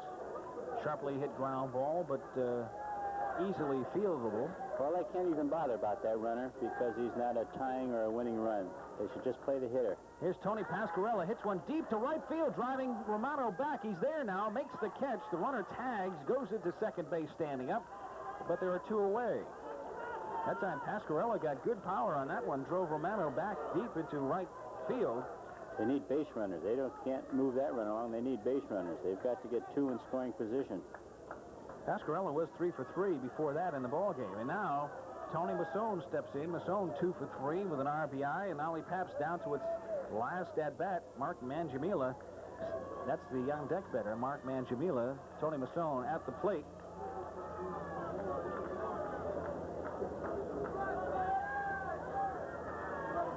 But there are 2 down. It's going to take some doing for... Yeah, if he can hit one out, here's the place for it. Is that what to aim for, John? I think so now. I don't know how good a hitter that Mark is, but he has made 3 outs tonight, so this batter has a couple of hits. Masson's got a pretty good stick. Hits, yes. He's got another one to left center field. Agman is there. Gets by him. It's going to go to the wall. 1 run will score. Here comes Masson. The play is going to be at the plate, but he stops at third. Unbelievable. Agman trying to shoe top it. It got by him all the way to the fence. Masson comes up with a base hit. It'll be an error on the left center fielder. I think it's a hit and an error. Agman creates the... that's the cardinal sin, John. Yes, he committed the cardinal absolutely. sin. Keep the ball in front of you. Let him get the 1 base. You know, the 1 run would maybe score, and now the... Yeah, especially when you know the next hitter coming up hasn't got a hit yet, and they're not a home run threat. And now you go to the bench for the all hit, no field player. Mangiamila will stay in the ball game to hit for himself. As John mentioned, he is 0 for 3. Hit a couple of line drives, but right at people. Flied all 3 times to left field. Let's see what happens here. First pitch is in there for a strike. Could be a hero in a hurry here. I think Len Libby would want to fool around here. He got the first one over for a strike. And now Eddie G calls timeout, silences the crowd just a bit. Now they start building up. This one's hit down to third base. The long throw over is in plenty of time, and that's the ball game. Devon News squeaks it out, 11 to 10. Now they celebrate out in the middle of the field, but it was one heck of a ball game. Ollie Paps comes up with 1 run on 1 hit. There were 2 Devon News errors and the 1 all-important man left on third base. And that sends Devon News. I know Frank Advent is a very happy man right now. Very relieved at that, I'm telling you. He's going to think about that one all night. Well, if you learn from your experiences, then that's what counts. If the next time it happens, he stays back, cuts it off, then it's worthwhile. I think the coach will talk to him. So Devon News works its way into the losers brackets finals against the Stony Brook Jaws. First base, Ed Zernata. At second base, Don Marcinsak. Rick DeChico at the shortstop spot. Lee Drake is at third base. Right field is Neil Tordonato. John Keane is in right center. Left center is Kevin Hickey. In left field is Jeff Hickey. Bob Primavera leads things off. Bill Jakes is on deck. And we're just about ready to roll. First pitch from Redmond is no good. Ball 1. Second pitch is in there for a called strike. Bob Mastroni in there behind the plate. Umpires rotating around so that everybody has had a chance behind the plate. This one's hit to the left side, base hit. So Primavera starts off this ball game as he did the last one, game which you saw here on Cablevision A, in which the Devon News down Ollie Paps, and Primavera starts things off right away. He had 3 hits in the first game. Played great defense.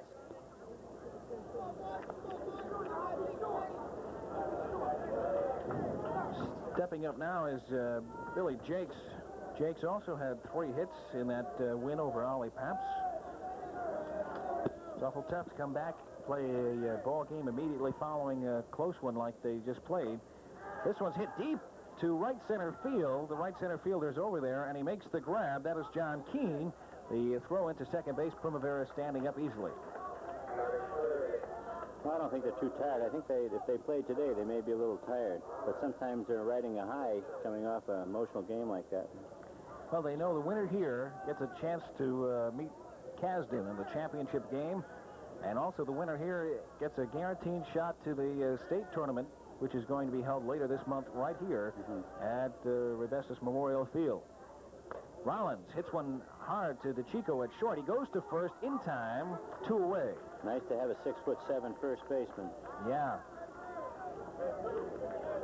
One of the taller shortstop to first base combinations around. Stepping in now from the cleanup spot, Bill Carpenter. Carpenter also had himself a pretty good ball game. First game tonight. Was 2 for 3 with an RBI and a run scored.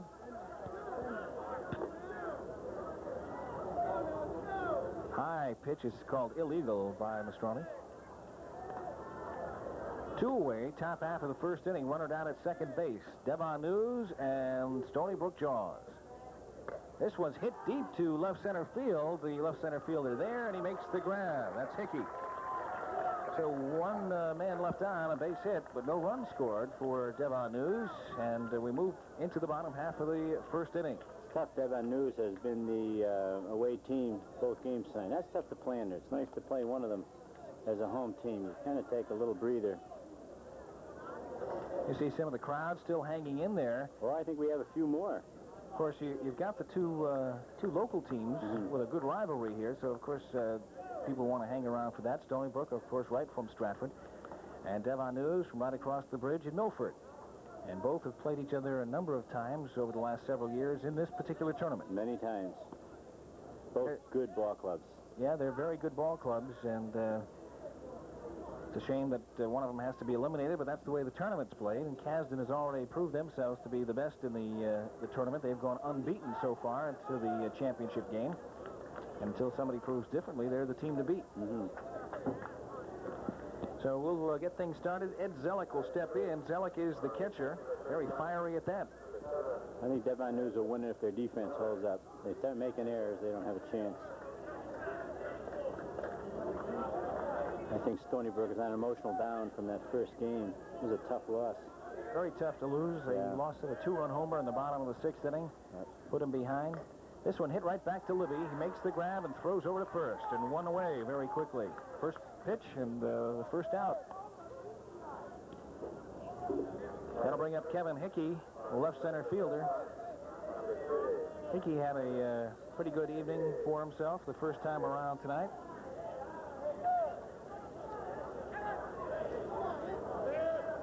Kevin had a base hit and a sacrifice fly. Gets a base hit here. Drops in front of Billy Jakes, who gets it in quickly, and so Hickey's got the first base hit for his ball club. You see Kevin down at first base. Neil Tordonato, the right fielder, steps in. He had a little trouble the first game. He didn't get on base. Softball's a funny game. You can go through hot streaks, and this time he goes to the right side. Oh, and John Rollins throws it into left field. They're going to go to second base to see if they can get the runner there, and everybody is safe. It's a tough play. They have to hold together. That's a big error on Rollins. Sure is. Made a nice stab. Trying to go to second base to start the double play. Yeah, his foot slipped out from under him. He just threw it high. So a big error, and now runners at second and third with 1 down. And big Rick DeChico stepping in. DeChico was 1 for 3 in the first game against Kasdan. Game in which his ball club lost by 1, 4-3.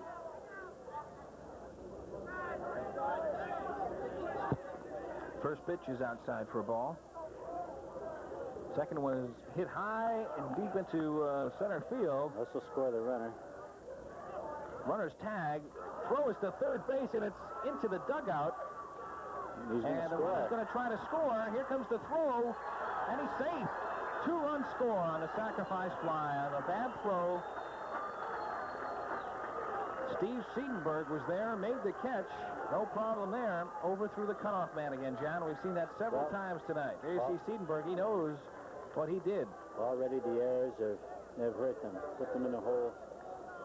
It's hard. The pitcher was backing up the play. The throw was over the pitcher's head also. And I've always said the pitcher backs up has to put their back right against the fence. Get as far from the person you're backing up as possible. And he wasn't, and the ball went over his head, too. So Devon News finds themselves trailing by 2 in the very same fashion they did in the first ball game, where they let the Ollie Pap squad get out in front early. Now Jeff Hickey steps in. Hickey hits one to the right side. It's going to be caught by Art Romano there for the 3rd out of the inning. But they scored 2 runs on just 1 base hit. There were 2 Devon News errors, and nobody left on base. And at the end of 1 inning, it's Jaws 2 and Devon News nothing. We'll come back with more action here on Cablevision A in just 1 moment. My name is William Shakespeare. You know, there's a real danger that I may be neglected on American campus as inflation forces on less and less money for science and literature. So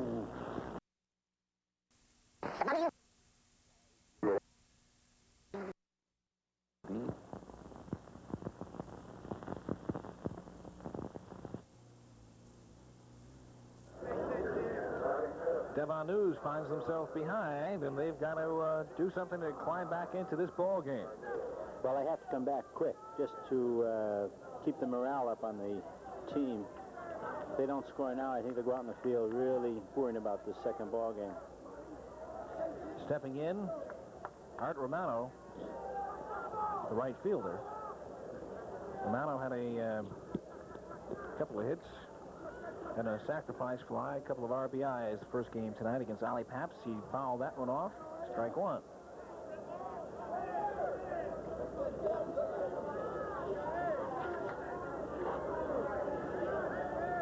0-1 pitch coming up from John Redmond.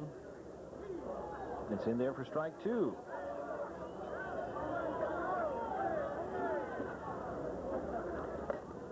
Through the right side, Marcinsak is there, and he's got it.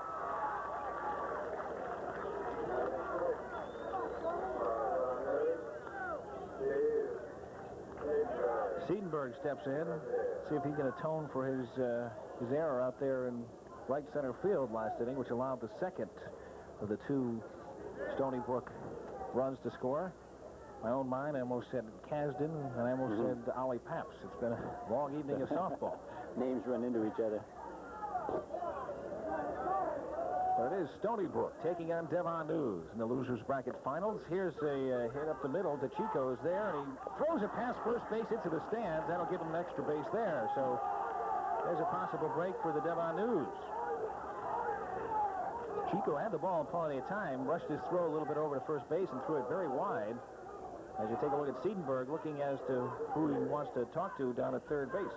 They must be getting tired. Both teams, the first 2 ball games went almost errorless, ball or a couple of errors thrown in there. But now already we've had 3 errors, and the game is not even 2 innings old. Stepping in, Tom Ragazinski. Ragazinski had himself another good evening so far tonight. 2 for 4, a couple of runs scored. On the tournament so far, Ragazinski 12 for 17. 6 runs scored. Now we have a little arguing. Ed Zellick bringing up a couple of points and talking to Ragazinski, and now Ragazinski talking to Bob Mastroni. And now Ragazinski, I think, is talking to Mastroni and telling him, hey, calm this guy down, put a plug in it. Very adamant about things. Now Tom's ready to hit. And there's a base hit right up the middle. Let's see what they do with the runner. Here he comes around third. The throw is going to be close. They cut it off. They've got Ragazinski hung up. Now he decides to go to second base. He's in there. Safe. Error on the throw. Heads up play by Ragazinski. He got caught, decided to commit himself, go to second base, made the first baseman throw the ball, and it's an error. Well, that's what the cutoff play is designed for. The first baseman got himself right in the line with the runner instead of coming to the inside to make the throw, and he hit the runner So Ragosinski picks up another clutch hit. That's his 13th in the tournament. And the error comes back to haunt Stony Brook. Now Wayne DeAndrea steps in. First time we've seen Wayne play tonight. Although he did come in to replace Dave Harriet in the first ball game. First time he's been up. He has 3 for 15 so far on the tournament. And he rips one down the left field line. It's foul ball. Just did miss that one. That would have easily scored Ragosinski from second base. It was a hard-hit ball, probably one of the hardest ones hit tonight. Got around on that in a hurry. Of course, he's pretty well rested. Yeah. So he's out there ready to rip. All his energy's left. I can't decide in my own mind who would be more tired. Devon News, who was out there and didn't have much more than a 15-minute rest, or Stony Brook, who played the first game and sat around for an hour and a half. I think that's the hard part, sitting around and waiting, knowing you're going to play one of the teams out there. There's a line drive to left center field, mishandles, and the left fielder falls down. That's Kevin Hickey, and Ragosinski scores, and we're all tied at 2. So DeAndrea comes up with a base hit and an RBI, and we got a brand new ball game. Frank Agben will step in. Been impressed by Devon News' ability to come back in these ball games, John. They were down the whole game against Ollie Paps, didn't get discouraged. Well, a couple errors have helped, too. Yeah. I'm surprised Stony Brook is making these errors because they had a 2-run lead. They shouldn't be nervous out there. First time we really seen him throw the ball away like that. First game against Kasdan was pretty well played. This one is inside. It's 1-1 to Frank Agvent. Agvent had a double and an RBI in the first ball game.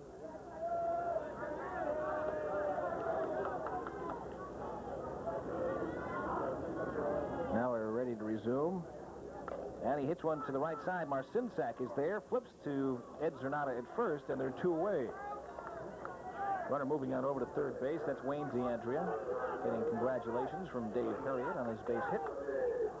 Now Len Libby steps in. Len with a base hit here can help himself out, give him the lead. Len had 2 RBIs and a base hit in that first ball game, a game that Devon News beat Ollie Paps in.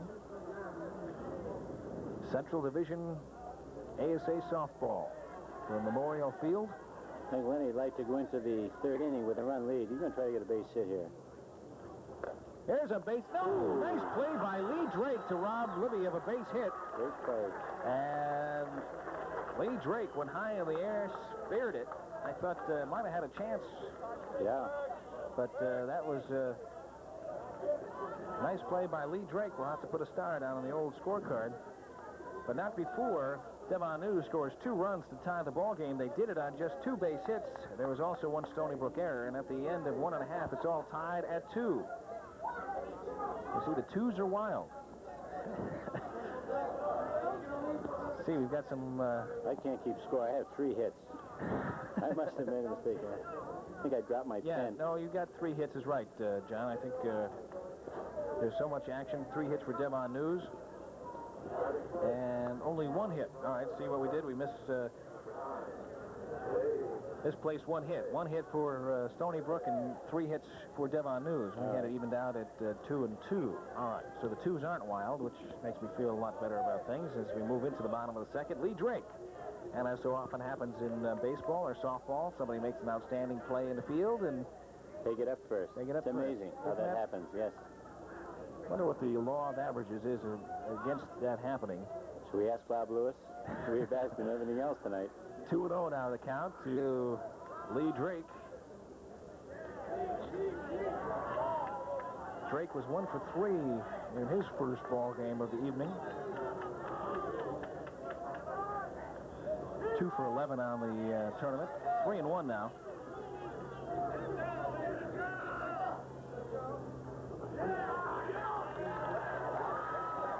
There's a base on ball. Oh, that's tough. Errors and base on balls.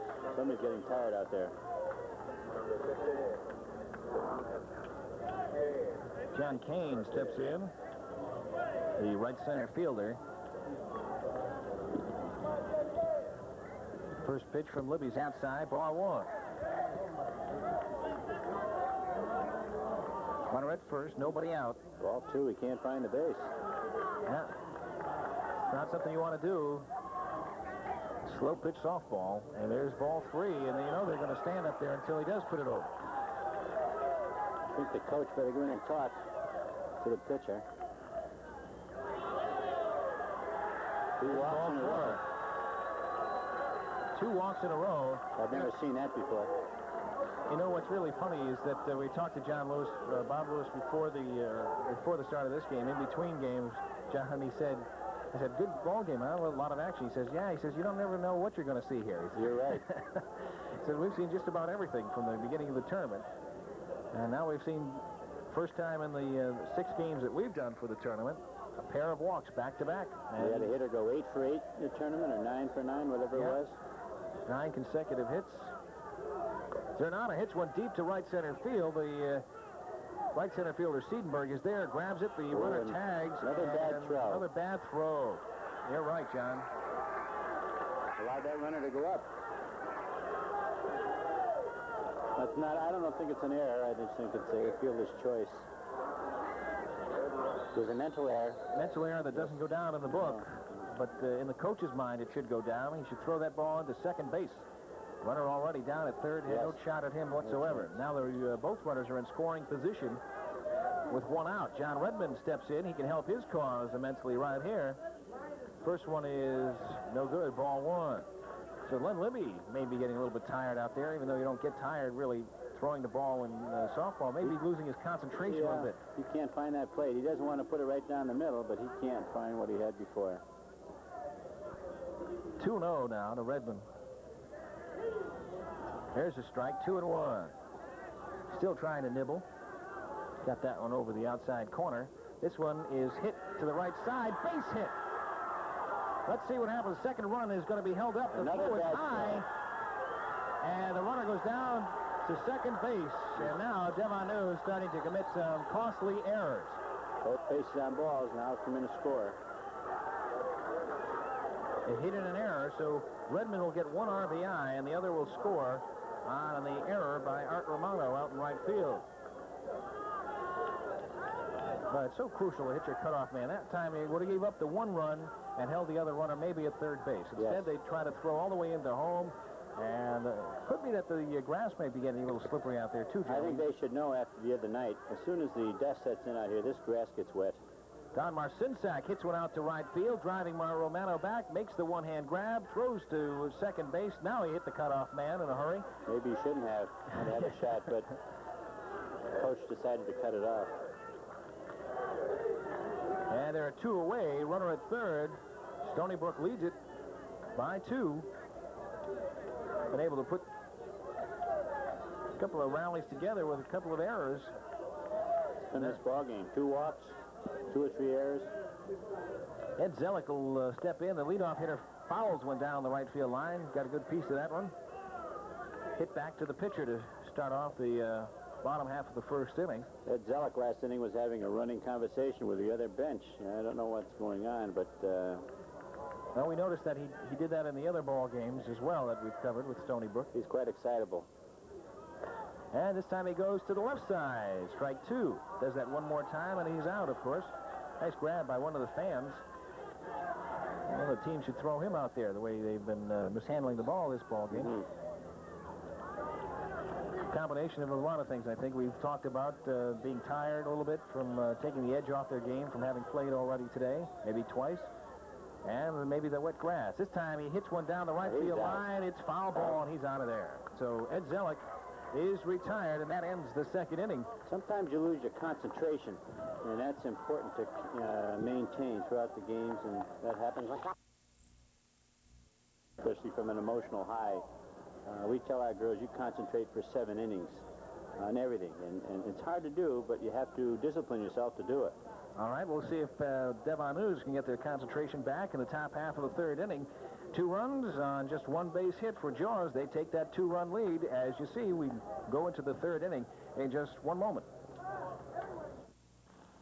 25 families burned out of their homes, and Red Cross volunteers are there to help.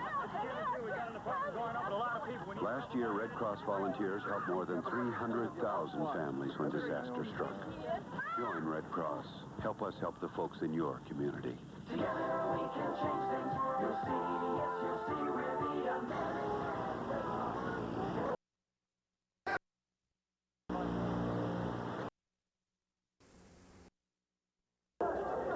Bob Primavera gets ready to step in, the leadoff hitter and the shortstop for Devon News. He'll lead things off here in the third inning. Once again, Devon News finds themselves down by 2 runs. They've got to shut off the Stony Brook squad and put a nice rally together for themselves if they want to have any chance at all of repeating as champions here in this tournament. First pitch from John Redmond is outside, ball 1.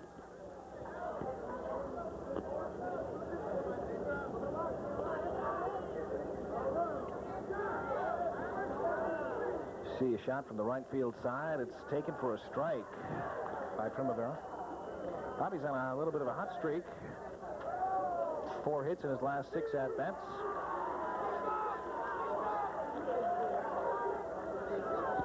And now he's down in the count, 1-2. Flag still blowing out at left field. Wind coming right across the field. Yeah, it hasn't changed much. I wish it would start blowing this way. Anything that hit out to left field is going to carry on those outfielders. Yep. Now Primavera wants to dry off a little bit. Getting damp. You can see it around the lights, John. Yes. The, It gets damp at this field condensation, anyway. yeah. Below sea level, and it just comes up from the ground. All right, Primavera is ready to go again. Redmond pitches, and it's hit up to the shortstop. It's fielded by DeChico. The throw on the first is in plenty of time.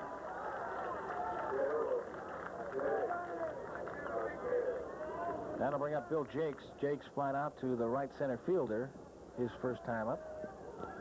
It's interesting at this field, there's a water pump going 24 hours a day in the first base dugout. If it stops working, they would fill up with water because there's quite a water supply in the right field area.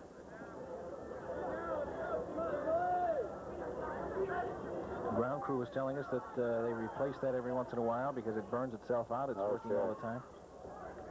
That one's inside, ball 1. Of course, Memorial Field used to be a swampland before Bill Simpson filled it up. That was a long time ago, but it was, yes. There's a base hit for Jakes. It's a right center field. They've done a beautiful job with this field with all the wet conditions that they've had. The beginning of the season had a terrible wet spot in right field, but they've managed to maintain it pretty well. John Rollins steps in. Rollins 0 for 1, grounded out to the shortstop his first time up. They need a good hit from John now. Yeah, I think they need to get John to start hitting a little bit if they want to have a chance in this particular ball game. Did manage to come up with a 1 hit. No, actually no hits, just a couple of sacrifice flies. Here's one up the left center gap. It's there, and so is Kevin Hickey. And there's now 2 away. So Rollins continues to have trouble finding base hits tonight. It's 0 for 2 in this ball game, and up steps Bill Carpenter, the cleanup hitter. Carpenter flied out to left center field, his first time up. Runner down at first, and there's 2 away in the top half of the third inning. Devon News trying to strike back, tie things up here. This one's hit high and deep to center field, but the left center fielder Hickey's there, and he makes the one-hand grab, and that ends the inning. No runs, 1 hit, 1 man left on base. No errors on the Stony Brook squad that inning. And at the end of 2.5, there you see the totals. I think the worst thing in the world is a fly ball. Nobody has to make a play on it. Nobody throws the ball. Yeah, you don't force the other team to make errors, right? Yep, and I think they're getting tired now. They're just swinging the bats. Well, nobody said coming out of the loser's bracket is an easy chore, that's for sure. Isn't. The Brakettes should know about that, right? They've done it a few times, and they failed a couple of times. It's difficult. I noticed the schedule this morning in the newspaper. The National Sports Festival for the Brakettes comes up fairly soon, the end of this month, and they play, what, 5 games in 5 days? No, they'll play like that? 6 games in the, they'll play each team twice, and then they'll have a playoff. And it's a difficult tournament. You play 2 games a day and not together. Was that a round robin? It's kind of a round robin, yes. And there's a lot of things that happen. In ties, they use runs scored to separate 2 teams and so on. And last year, we came in second only because we scored 1 less run than the other team. All right, leading things off here with a base hit. is Kevin Hickey. That's his second hit in the ball game. Hickey takes a big turn, and luckily for Devon News, he's held up at first base.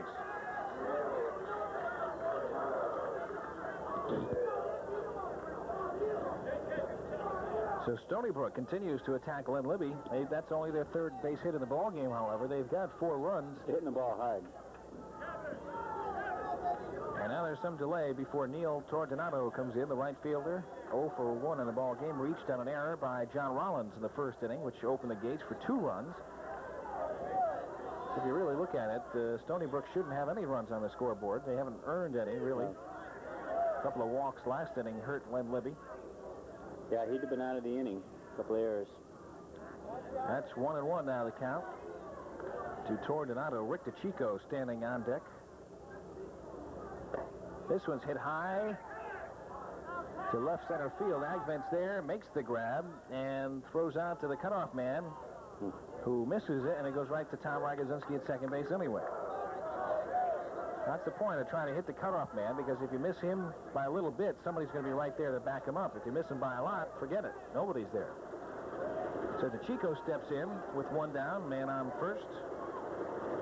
And he hits one high and deep to left field. That'll be foul. Let's see if Jakes has enough room along the fence. He does. And here's the tag. The throw is not going to be in time, and Hickey is in there.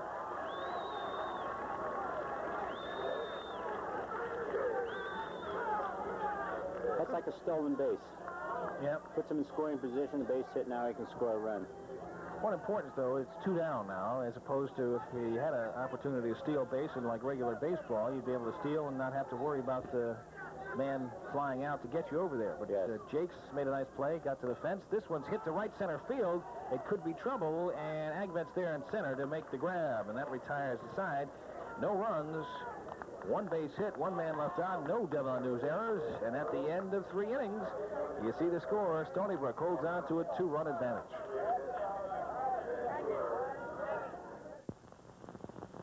Joey was an abused child. At 12 years old, he ran away from home 3 times. At 17, he was spending all night on the street. At 21, he committed his first armed robbery. At 25, he was serving 15 years in prison. Joey was an abused child, and that abused childhood influenced what happened to him later. Yet, child abuse can be prevented. Help us get to the heart of the problem. Help us prevent child abuse.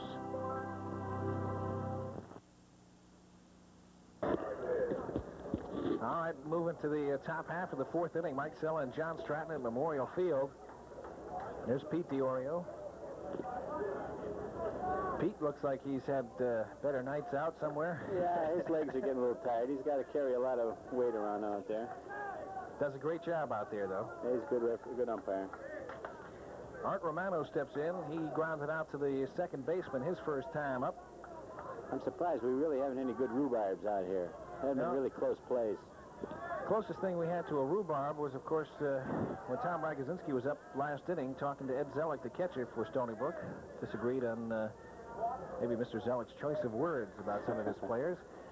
This one's high and deep, and it's 2-0 now from John Redden to Art Romano. Romano goes way up in the batter's box now, and it's 3-0. So we know Art will stick there until he sees something he really likes before he swings. Devon News could use some base runners. There's a strike. 3-1. On deck, Steve Siedenberg.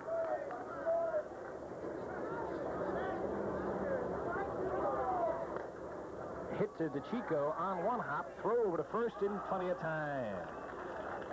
So Romano worked the count to his favor, but then... Yeah, didn't pick the right pitch. Hit a 1-hopper right to the shortstop. Hit it hard, but just in the wrong place. So now Siedenberg will step in. He reached on an error by DeChico and scored in the second inning. I would imagine that for Devon News to have a shot at winning this ball game and then defeating Kasdan in a championship game, they've got to get some hits out of not only this big guy, but their other big guy, John Rollins. Yeah. There's one through the left side, just off DeChico's glove, a base hit. Well, they win tonight.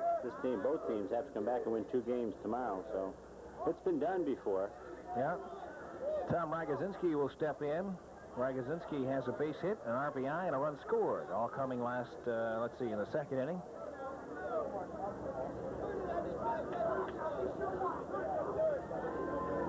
Runner at first, one down. Top half of the fourth inning, Devon News and Stony Brook going at it, and this time Ragosinski goes to left field. He pulled one. Usually goes to right field. This time he switched it around. Ragosinski having himself an outstanding tournament. As we mentioned, 13 for 18 in the tournament. Needs a base hit here. He's got to get these runs back. They're a little tired at the bat. Yeah, Devon News looks like they're dropping. They need something to get the adrenaline flowing again. Yep, they sure do. A couple of base hits, I'm sure they'll be right back. Here's one. Base hit. Ragosinski comes through again. Runners will stop at second. So Tom continues his hot hitting. He's 2 for 2 in this ball game. And overall in the tournament, 14 for 19. He's the best hitter I've seen. He keeps it low, just goes for the base hits. And now Wayne DeAndrea will step in. DeAndrea's got an RBI single to his credit. That coming back in the second inning. He hit the ball hard that time. Let's see what he can do with it this time. There's one down. Runners at first and second for Devon News. They trail by 2. And there's a base hit. Now it's going to be some trouble. Left center fielder bobbles the ball. They go to third. Ragosinski holds up there. They'll throw back to second. He's out of there at second base. Heads-up play by that third baseman. Nice play by Drake to throw over to third. So DeAndrea picks up his base hit, gets an RBI. A run scores, and he's thrown out trying to sneak into second base. Could take him right out of a big inning.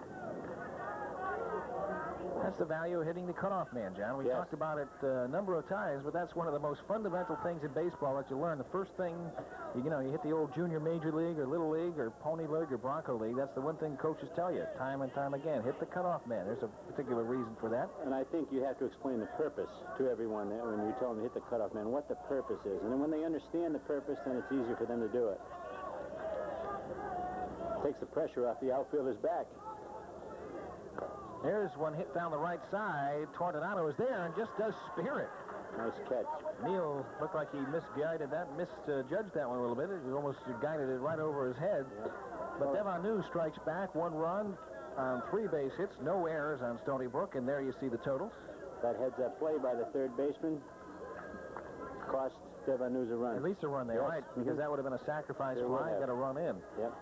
So the fine play there by Lee Drake saves a possible run as we move into the bottom of the fourth now.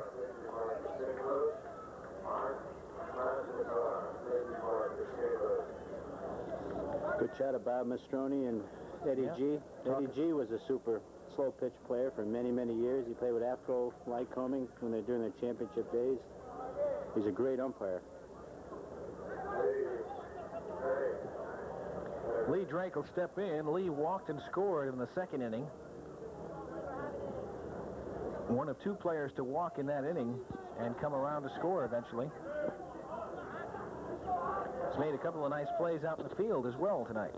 Stabbed a possible base hit from Len Libby, a line drive in which he went high in the air to steal away with a runner standing at third. And then, of course, he took Devon News out of the possible big inning with a nice heads-up play on the cutoff there. And a nice job. There's a strike from Libby. Len looks like he's got it back now. He had lost the plate for a while. And there's a nice solid base hit right up the middle for Lee Drake. First hit in the ballgame for him. He scored before in base on balls. Still only 4 hits for Stony Brook. They have not hit the ball all that well tonight in the second game. Even in the first game, they didn't come up with that many hits. Only scored 3 runs. Here they're trying to add to their lead of 1 run against the defending champion Devon News squad. This one's hit to left center field. There's Jakes after it. He gets it. The throw in is going to be cut off by Primavera. And the runner's down at second base. Zernata will step in. He is 0 for 1, flying out to right center field his first time up. That is Ed Zernata, the first baseman. One down, bottom of the fourth.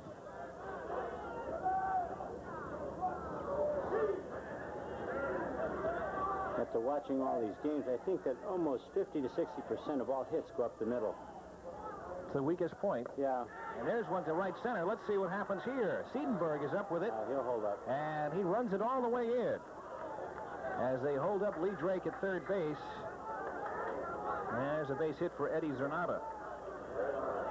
So now they've got something going. Runners at the corners, only one down. That'll bring up John Redmond, who has an RBI single.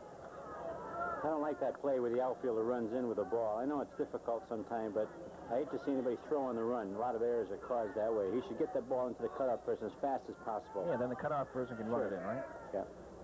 It's a shorter throw, and they're not moving. This one's hit to left field. That should get a run in. There's Jakes. See what he does. He tries to go to second base. The run will score, and it's a 5-3 lead as John Redmond picks up another RBI. Lee Drake scoring easily from third base, and Zernata moving into second base in scoring position. Now Don Marcinsak comes up, second baseman. He is 0 for 1 so far in the ball game. Stony Brook scratching a run out here, the bottom of the fourth. I hope he gets a base hit. I want to see that big guy run. 1-1 now to Marcinsak. Libby delivers, and it's hit to left field. Jakes is playing him perfectly and makes the catch for the third out. But Stony Brook picks up one run on 2 base hits, 1 man left on, no Devon News errors. And at the end of 4 full innings of play, you see it, the Jaws have a 2-run lead.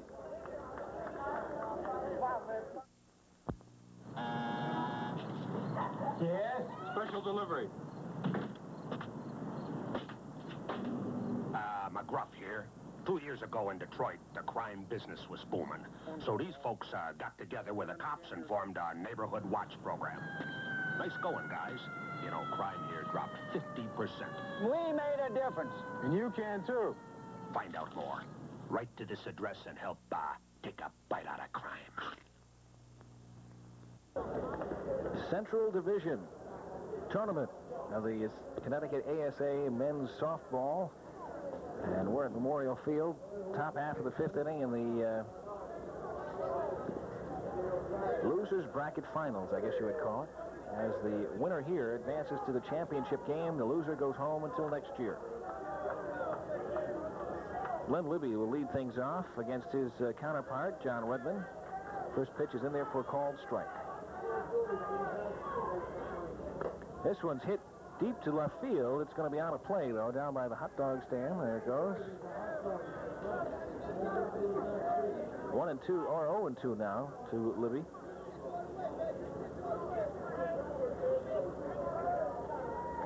John, going back to your statement where you think most of the hits come up the middle, I think that's the way most of the teams will play it, too. They'll be glad to give you that single up the middle because they know you can't get an extra run. There's a tap back to Redmond, throw on the first base, and Libby is retired.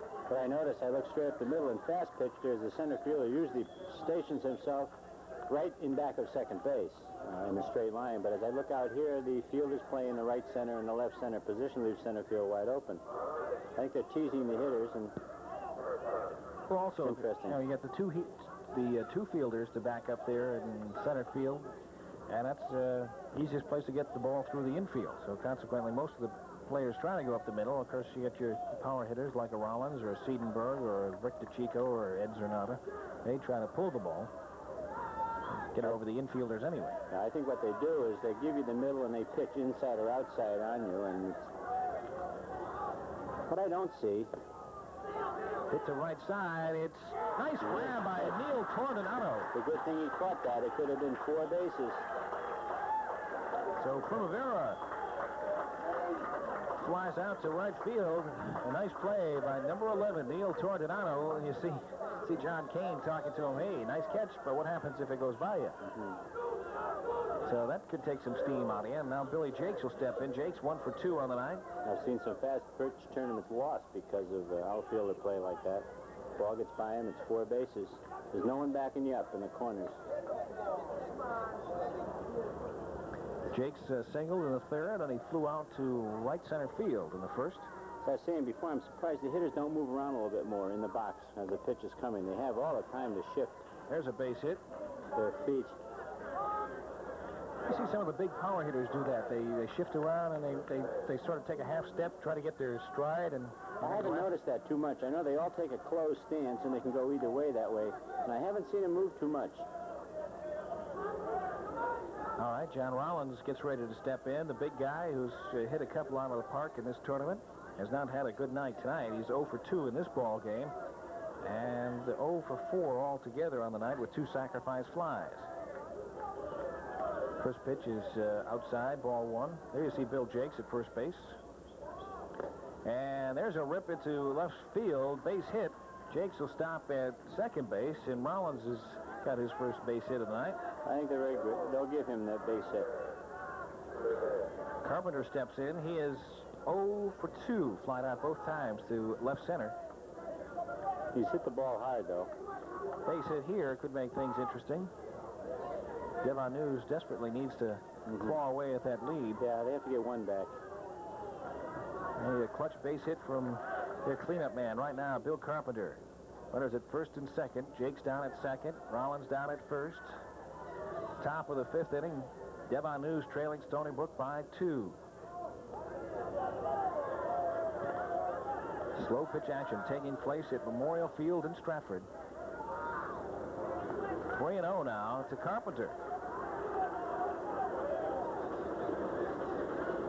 And then Carpenter moves up in the box. That's a strike, and now he moves back in the box, okay?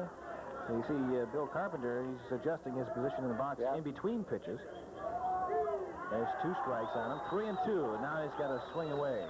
Got Exelic all excited in there. That's the way to play the ball game, as long as you don't cause a commotion out there. That's a walk. Base is loaded. Boy, that's a close pitch to I take. don't trust the umpires on a 3-2 pitch. On the slow pitch. All right, Art Romano steps in. He is 0 for 2 in this ball game. Base hit now, and they're back in the game. On the night, however, Art's got a couple of base hits and an RBI. And they could sure use a clutch base hit here. 2 outs. Top of the 5th. First pitch is ball 1. That's the first base on balls given up by John. Yeah. Len Libby, of course. Both games. Yeah, Len Libby, of course, walked 2 so far in this ball game. There's a base hit. Base hit, 2 runs will score. Rollins around third base. Here comes the throw to the plate. It's cut off by the pitcher, and we've got a tie ball game. Art Romano comes up with a clutch base hit. A couple of RBIs, and now all of a sudden it's all tied. Those are earned runs. And this all started with 2 outs. Len Libby led the inning off, grounded out to the pitcher Redmond. Primavera lined out to the right fielder. I'm thinking what kind of an inning they could be having now if that one got by him. And then Jake started with a single. Rollins followed with a single, a walk to Carpenter, and then an RBI single, or 2 RBI singles to Art Romano, and we're all tied at 5. It's not over yet. Runners at the corner, first and third, 2 down. Siedenberg whips one up the middle, base hit. Another run will score.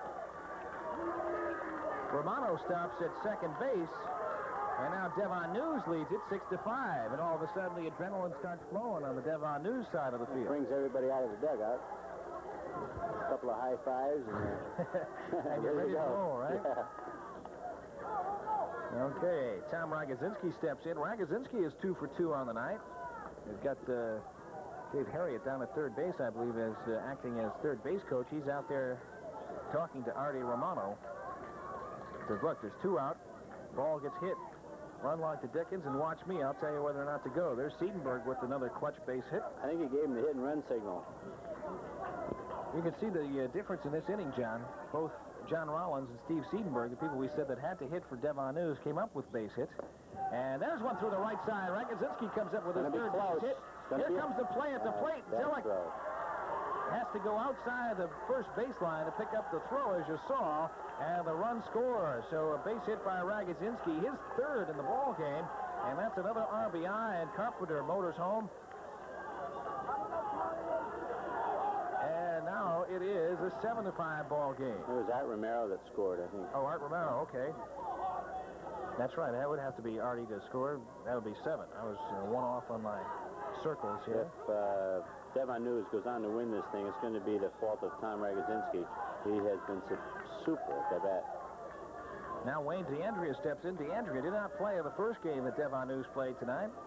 Wonder why. He's 2 for 2, 2 RBIs. Has a chance to pick up another one right here.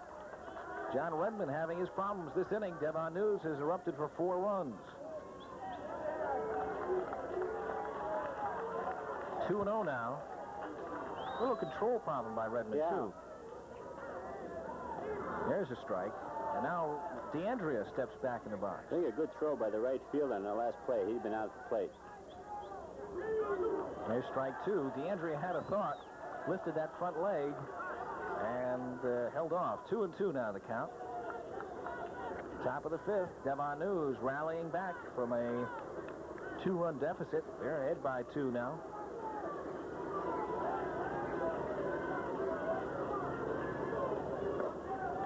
Hit one to left center field. Hickey's there, and he one-hands it, and that ends the inning. But not before Devon News strikes for 4 big runs on 1, 2, 3, 4, 5 base hits. They leave 2 runners on, and at the end of 4.5, Devon News has retaken the lead by the score of 7-5. So, John Stratton, it's again an impressive performance by the Devon News. They've been able to battle back. We saw them battle back in the first ball game after trailing for most of the game. They've done it again here. Sure have. I've enjoyed myself, and I've learned a lot about slow pitch. You know, things that I don't get much chance over the last 11 years to go out and see much softball. Usually when usually when the field is being used here, we're away somewhere, so you don't get to see it. Very interesting. It really is, and of course it's probably outside of tennis or racquetball or single-person type sports. There's a lot of activity. Probably one of the most popular sports around in the summertime. You know, just to take a look at the number of teams that are involved, and I tell you, it's really grown in this area. Well, I think softball is the largest participatory sport in the United States today. I don't know how many millions and millions play the game, but I know there's an awful lot. Does that take into consideration the fast pitch as well? Everything, as the slow pitch? everything, yeah. Fouled off to the left side. Of course, last Saturday when I went to play golf, I think everybody was at 3 million on the golf course. Ed Zellick steps in. That always seems to be the way, doesn't it? Yeah. Devon News taking the lead, 7-5. 0-1 pitch yet to come from Len Libby. This one hit to the right side. Tom Ragazinski boots it. It goes into center field. Zellick takes the turn, and that'll be an error on Tom Ragazinski, the second baseman for Devon News. That's a tough play over there. He's just behind the grass, so the ball has to make contact with the grass. Now, that's tough. Takes that little hop, especially when you're right-handed. You're moving right. Yeah. And it looks like it might have got him off his throwing hand. Tough play. He didn't go down on his knee. I think he should have. He had time to knock it down and make the play. It's easy to make him up here in the booth. Yes, it certainly is. Kevin Hickey steps in. He's 2 for 2 on the night. Scored a run back in the first. And Stony Brook may have something going here with that error. A little dispute on the call there. Ball 1 to Hickey. Pitch coming in from Len Libby is in there for a strike. According to Bob Mastroni. This one's hit to the left side and through for a base hit. Jakes fields it cleanly and throws it back in. Runners at first and second. Nobody out now for Stony Brook. Looks like they may be coming alive. Never a dull moment in this game. Neil Torrentinato steps in. Neil, the right fielder tonight, is 0 for 2. Reached base in the first on an error by John Rollins, Devon News first baseman. Good shot of Ed Zellick down at second base behind Len Libby.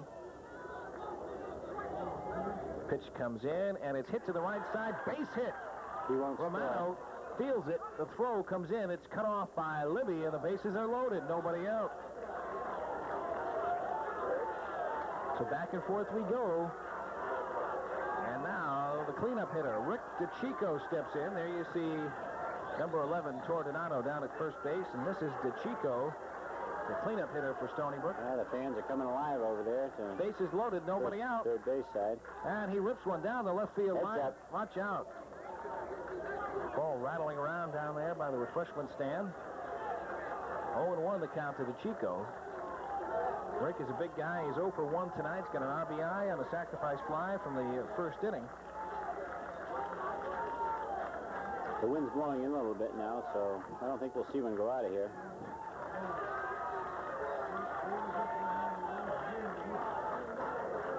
Catcher's having a little argument with the umpire on that flag pitch. Chico 4 for 9 so far in the tournament. And hits this one high and deep to right center field. There's Edenberg. He's there. He makes the catch. The throw comes in. It comes into second. And that was close at second, but all the runners are safe as they move up 1.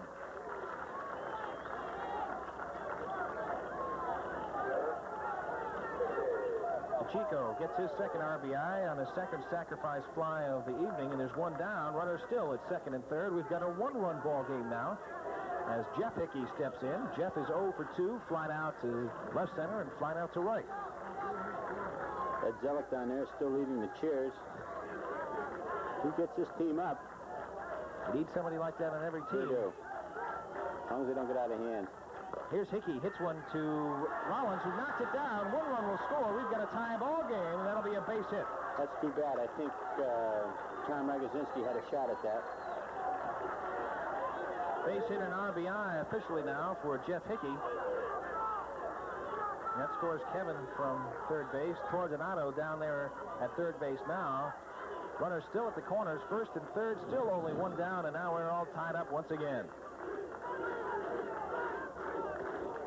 Here's Lee Drake.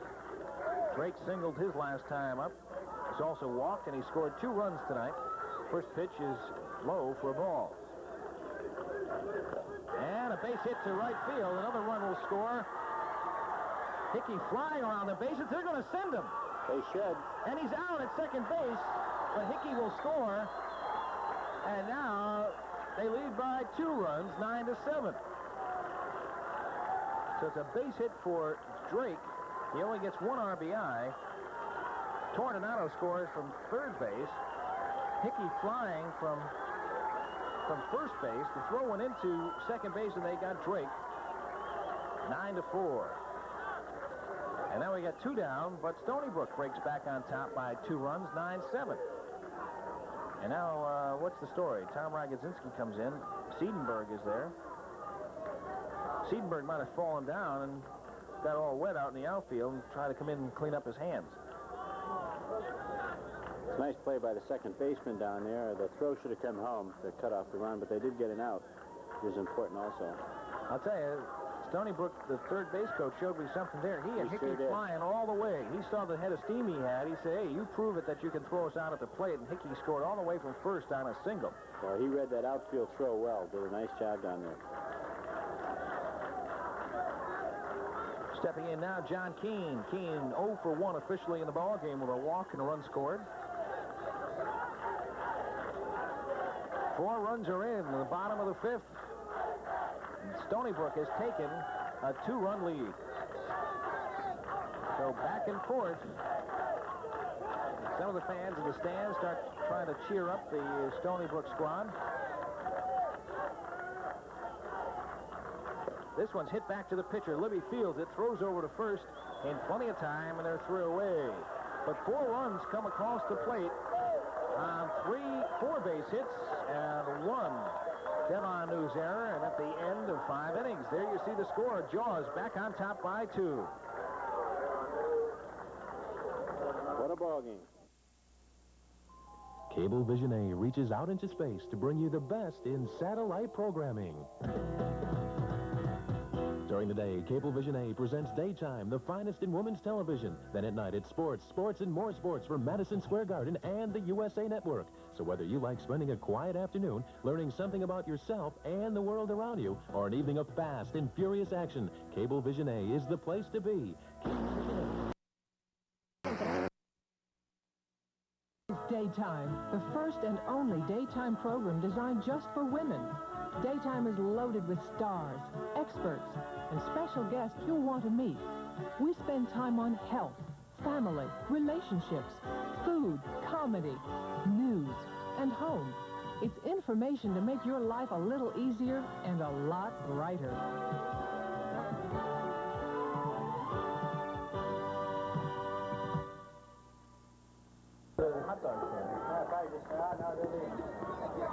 All right, top half of the sixth inning. Devon News steps in. They'll try to fight their way back. Both teams scored 4 runs in their respective halves of the inning, last inning. And Jaws maintains a 2-run lead. Frank Agvent is there at the plate. Takes a strike. Stony Brook fans are awful excited at this point. See some fans going home. I guess they're going to watch the rest of the game from the car. 2-run lead is nothing in this game. There's one hit past the Chico, base hit. Thought Rick might have a chance at that one when I first left the bat. He gave it a good go. So the Devon News fighting their way back. Base hit, and that brings up Len Libby. Libby was robbed of a base hit back in the second inning. And Devon News robbed of a possible run there by a nice play by Lee Drake. Stabbed a line drive that was headed for the left field corner. And then he grounded out to the pitcher last time up. So Len Libby trying to keep this inning alive and help his cause out.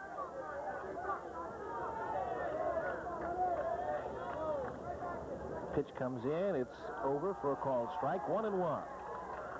Some of the Stony Brook fans are cheering on every pitch now, John. They're really excited about things. Well, they smell a victory here. There's a base hit for Libby. Things going back and forth now. The ebb and flow of this ball game starting to make things very, very interesting. Back-to-back base hits by Agvent and Libby. Runners at first and second. Nobody out. Top half of the sixth inning. Little pinch runner down there. And Devon News trails by 2.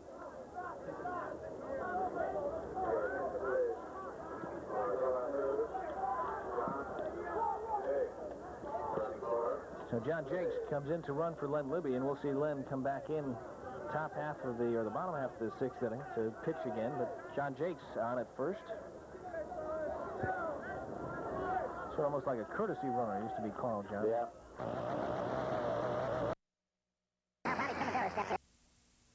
Took a base hit last inning, last time up by Neil Costa. Now he goes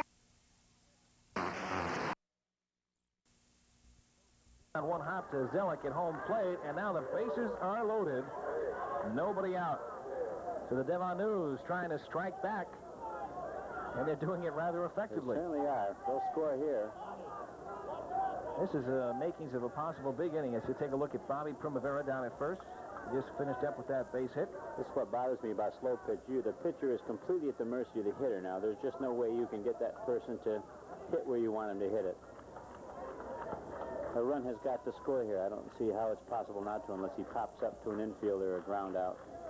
Yeah, he needs a couple of pop-ups or a ground out. Even a ground out, John, if they decide to go to double play at the second to first and a run scored. Yes, they play too deep. It's impossible to get the runner at the plate. Plus, in a tournament, you're seeing your best teams and all your hitters up there can make good contact with the ball. Billy Jakes comes up to the plate, getting some last-minute instructions from Tom Ragosinski. I would imagine Tom's telling him to get a base hit, right? Is that pretty good coaching? Yeah, I think so.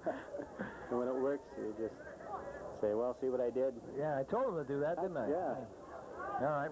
Jakes is 2 for 3 on the night. Has also scored a run. Devon News really tattooing John Redmond lately. Jakes watches that one over for a strike. 8 hits in the last 2 innings for News. Off Redmond. There's a base hit just past Ed Zernano's glove. Play at home. There's one runs in. The throw comes in, and they got him hung up. And there's a double play as they had, looks like Jakes off of third base.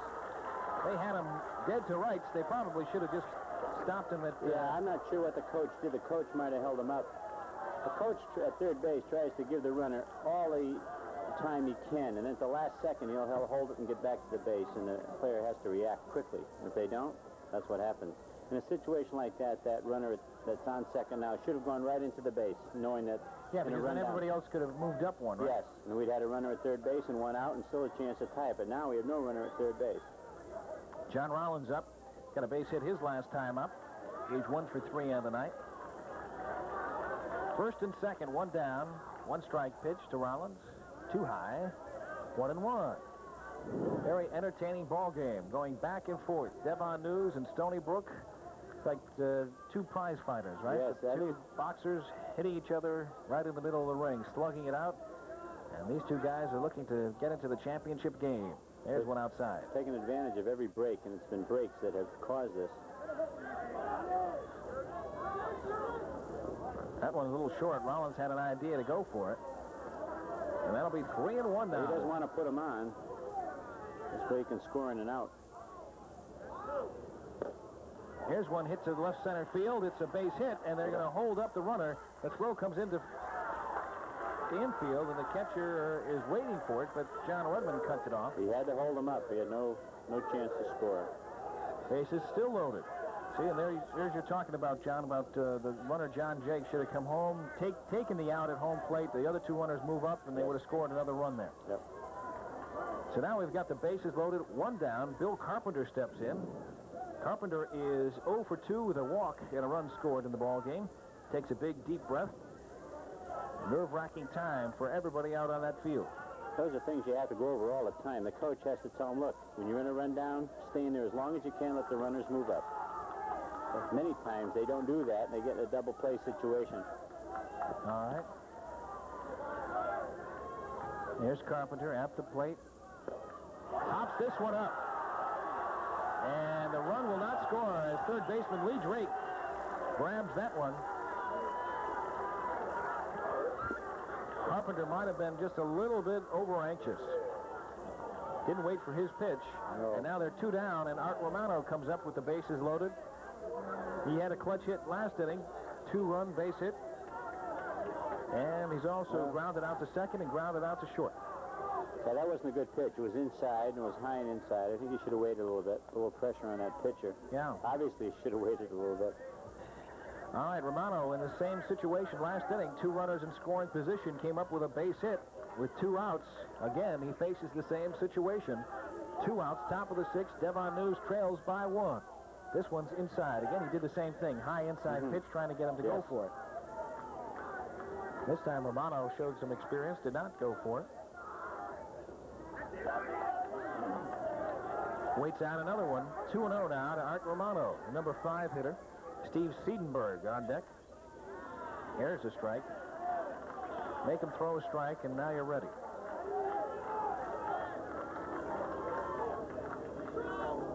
This one's hit high in the air to right center field. The right fielder there makes the grab. Almost dropped it, John Kane. So Stony Brook gets out of a possible disastrous inning. Twice Devon News had the bases loaded. They only score 1 run on 5 base hits, and they leave 3 men on base. As you see the totals, Devon News 17 hits in the ball game, out hitting Stony Brook almost 2-1, but they haven't been able to score the runs, at least in that particular inning when they needed them. I think not scoring that run has kind of demoralized Devon News right now. That really hurt them. Good chance to tie the ball game up, go ahead. They needed that clutch base hit, probably Carpenter's. They needed that run, even if it was a long fly ball or something. That took them right out of the inning and maybe right out of the game. All right, they have one more shot on the top half of the 7th inning. And meantime, here you see one of our Cablevision A cameramen down the right field line. They've done a super job tonight.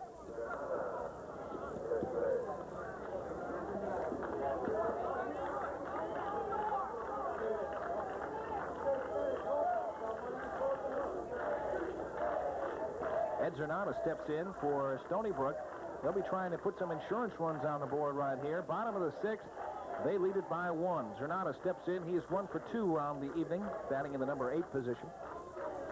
First pitch, it's hit into right field, and Romano is there, makes the grab, 1 away. That's really nerve time now, John Stratton. Yes. They can't let him get another run.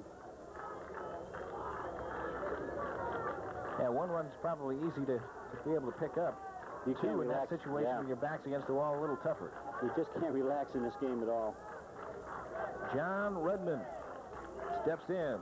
John has had a tough night out on the mound, giving up 17 hits, but his team leads by 1, and that's the only stat that counts at this point. I don't think they worry about their ERA anyway in slow pitch. It'd be a little tough, right? I don't even think they keep it. No, I've never heard of a slow pitch team keeping an ERA, unless it was something where a guy goes 3 or 4 games and doesn't permit a run or something. Maybe. This one hit down to third base, right through the third baseman's legs. Carpenter was handcuffed on that one. Looked like he might have not expected that ball to come his way, and that's going to be an error on Carpenter. I haven't seen third basemen make more than maybe 5 plays all night. It's not a position where it's hit to very much. And now Redmond will be run for.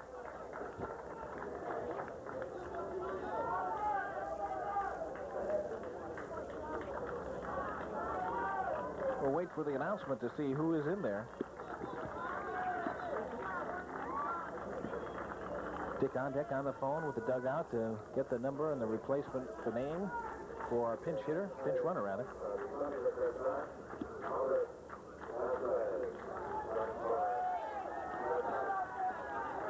I didn't catch the first name. It was Vasquez. Don Marcinczak hits down to third. It's dropped by Rogozinski on the short force out. That'll be an error on Tom Rogozinski. That's too bad. He's had such a great tournament.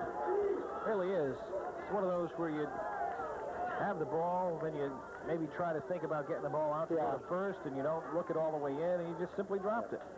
A play like that, you think one at a time. I don't think you could possibly get a double play. So now, runners at first and second, 1 down. And Stony Brook hasn't had a hit this inning. 2 Devon News errors. Back-to-back have put them in a tough situation. Puts them up to 5 errors that they've committed, and that hurts. This is a line drive up the middle. Agvan comes out and throws to second. He's out of there. Double play. So Vasquez, the pinch runner, does not get back to second. Agvan made the super play to come in, make the throw, and he doubles him up off of second base. And so a possible big inning goes by the board for Jaws. We move into the top half of the 7th inning. Play like that can help them. It doesn't take much to get a team up. Can Devon News come back and tie the ball game or possibly go ahead? We'll see in just one moment here on Cablevision A. If you like your astrology, well, a little off the wall, then tune into Cablevision A on Thursdays at 6:30 p.m. and let Barbara Wall find out what's in the stars for you. How do you get along with Sagittarians? Any way you'd like to. Hello there, you're on the air. Hi, I was born September 30th, 1964. Okay, and I want to know, I just started going out with this guy, and he's a Gemini, and I was wondering if it's going to last. Off the Wall Astrology, Thursdays at 6:30, right here on Cablevision A.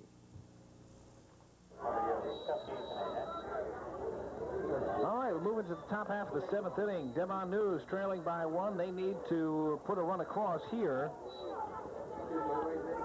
to tie things up, to have some new life. Steve Siedenberg steps in. He is 2 for 3 with an RBI and 2 runs scored, and has reached base all 3 times. They need a base hit out of him to get things started. They have to do it now. It's no more innings after this one. Well, they've got Siedenberg, Ragozinski, and DeAndrea coming up. They've got some good hitters. There's a base hit. Good way to start. Hitting is very infectious, isn't it, Johnny? It seems like when a team goes on a hot streak, 1 or 2 hitters get started, and then vice versa. Both games, fast pitch and slow pitch. That's what happens. Popping up, and it seems to be, as you said, infectious. And let's see what happens. 3 for 3 tonight. He's got 2 more RBI. 15 for 20. Not bad, that's 750. That's nice. There, Ragozinski 4 for 4. Fantastic hitting. Watch. Sure is. 16 for 21 in the tournament. This runner, this back. One way or another, New squad talking to Wayne. Not bad himself tonight, 2 for 3 with a couple of RBIs. And well, and also, on his dugout, looked like a fire drill. When he talks, Now Dave, is it Dave Harriet comes Yes, up? Dave. Dave. Yeah. We saw this. Let's see, he was 2 for 3 with an arm. And before he was taken out, he might have hurt his knee. First game right down the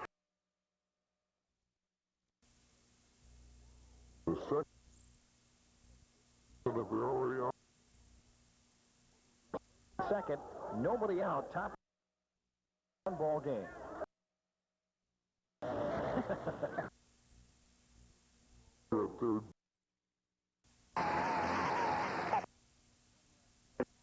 All 6'7" of them jumped, and I mean that ball jumped. Knock it on to start the inning, then you put your team in a hole right to start from, right? They're going to score with 2 runs, which is very tough to do. There's a strike to Primavera. Bobby doesn't like it. Pressure running very high in the ball game. 1 strike pitch awaiting. This is a super position for any batter to be in. They can make an out and be a hero. It's really good. John Rex.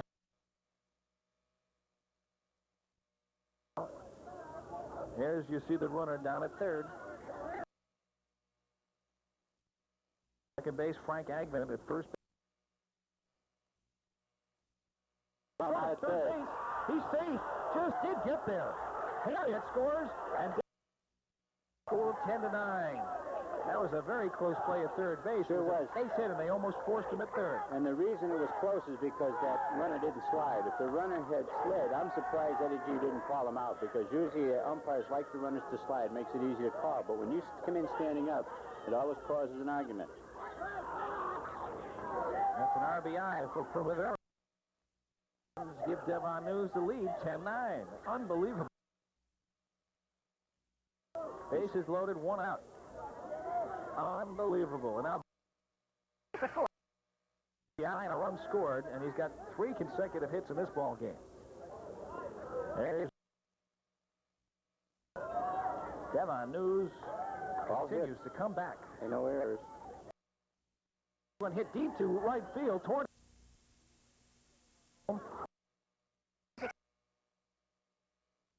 And another run scores. So Agman scores from third base on the sacrifice fly.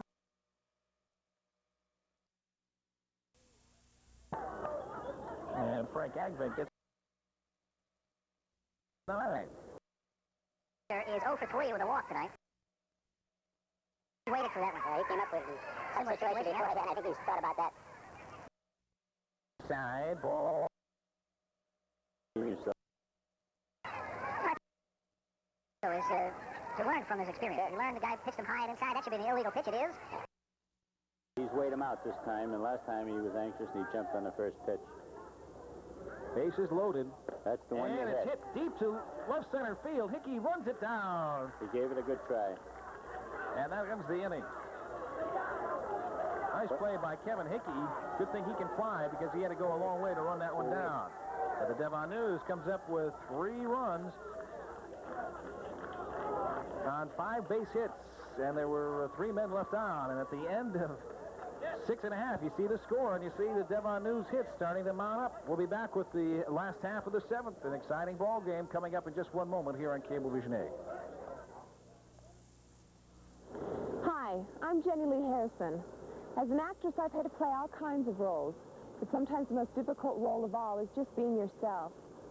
Every one of us is unique with my abilities. And it's for girls and for boys. to find out who you really are and to be that person yourself. Campfire for that very special person, you. He's ready to go. The shortstop, they throw.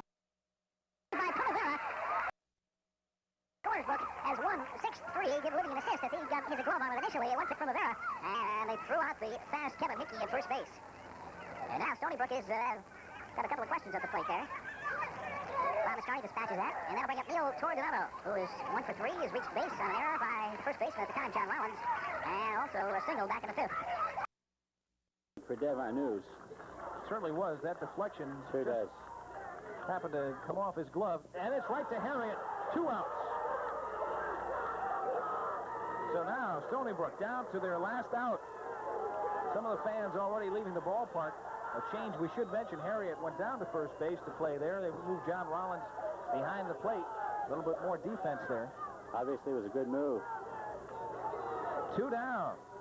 Rick DeChico steps in. His team trailing by 2. They need a base hit to stay alive. And there it is.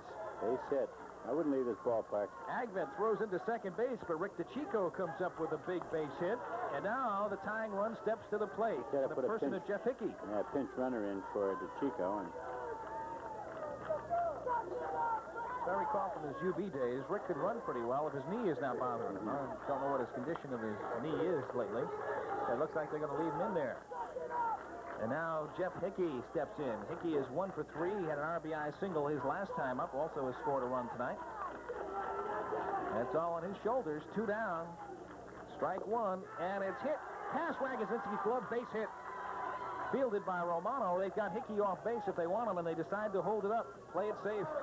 So back-to-back base hits with 2 outs by Hickey and DeChico. And this one's not over yet. It certainly isn't. Lee Drake steps in. The big third baseman is 2 for 2 today. He's also walked, scored 2 runs, and picked up an RBI along the way. So 2 outs. Lee can hit. Sure can. What an exciting ball game. Tomorrow's championship game will just be anticlimactic at this point. This is a heck of a ball game. Both teams facing elimination. They know that a loss here is it for the year, at least as far as tournament play is concerned, and both are playing it just that way. Scratching and clawing. One team takes the lead, the other one fights right back, and Devon News is up by 2. And he falls down. It goes over his head. 1 run is in. They're going to wave Hickey. Here he comes. No, he stops at third base. He dives back head first. Oh, Tom Wagozinski. Tough break there. He had the line drive. Feet went out from under him. Too bad. Went right over his head. Base hit, and now it's an 11-10 ball game with the winning run standing at second base. So Lee Drake picks up another RBI. Rick DeChico scores. That's a tough break. He had a good break at the beginning of the inning, and then a tough break like that. He was a sure out till he fell. Yeah, Tom had that one sighted. Sure did. His feet went right out from under him. No question about it. Went right over his head. It'll be considered a base hit and an RBI for Lee Drake. And now all sorts of conferences are breaking open all over the field. Well, I think they're thinking about walking John Keane. He'll face Ed Zernata. That's a possibility. Yeah. Winning run is already in position. It's in position. You might as well load the bases. You're not going to walk anybody. Let's see. John Keane is 0 for 2 with a walk tonight. Ed Zernata is 1 for 3. So you don't really have too much of a choice there in terms of a difference. Let's see on the tournament. Zernata is now, let's see, he is 5 for 12. And then you include the first ball game tonight, so he's 7 for 14. So he's hitting 500 on the tournament. So they may pitch to John Keane. Let's see what happens. First one is up high. Ball. No, it is a strike. Bob Mastroni was going to call that a ball. Delayed call. 1 strike, 2 outs. And it's hit deep to left center field. Agvent is back, and ball game is over. That's it. The ball game is over. Devon News has squeaked it out by the score of 11-10. And they are celebrating on the infield. They deserve that celebration. They worked very hard for that game. Wow, what a ball game. Frank Agvent records the final out. But before it is recorded, they scored, Stony Brook scored 1 run on 3 base hits. They leave the tying and winning runs on base, and that is the ball game. One heck of a ball game as Devon News wins it 11-10. And you see the final totals, 1 wild and woolly softball game. Tom Wagozinski is hurt. Tom Wagozinski looks like something's wrong with him. That'll have to be a worry for them when they go into the championship game. But for right now and tonight, it's nothing but a big celebration for Devon News as they not only get into the championship game, but they qualify for the state tournament. It's just a matter of the seedings now, John Stratton. I certainly got my dollar's worth tonight. It was a super night. Every game was just great.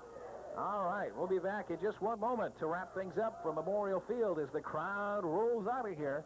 But there you see the final score of the ball game, the third game of our triple header here on Cablevision A. Devon News squeaks it out 11-10.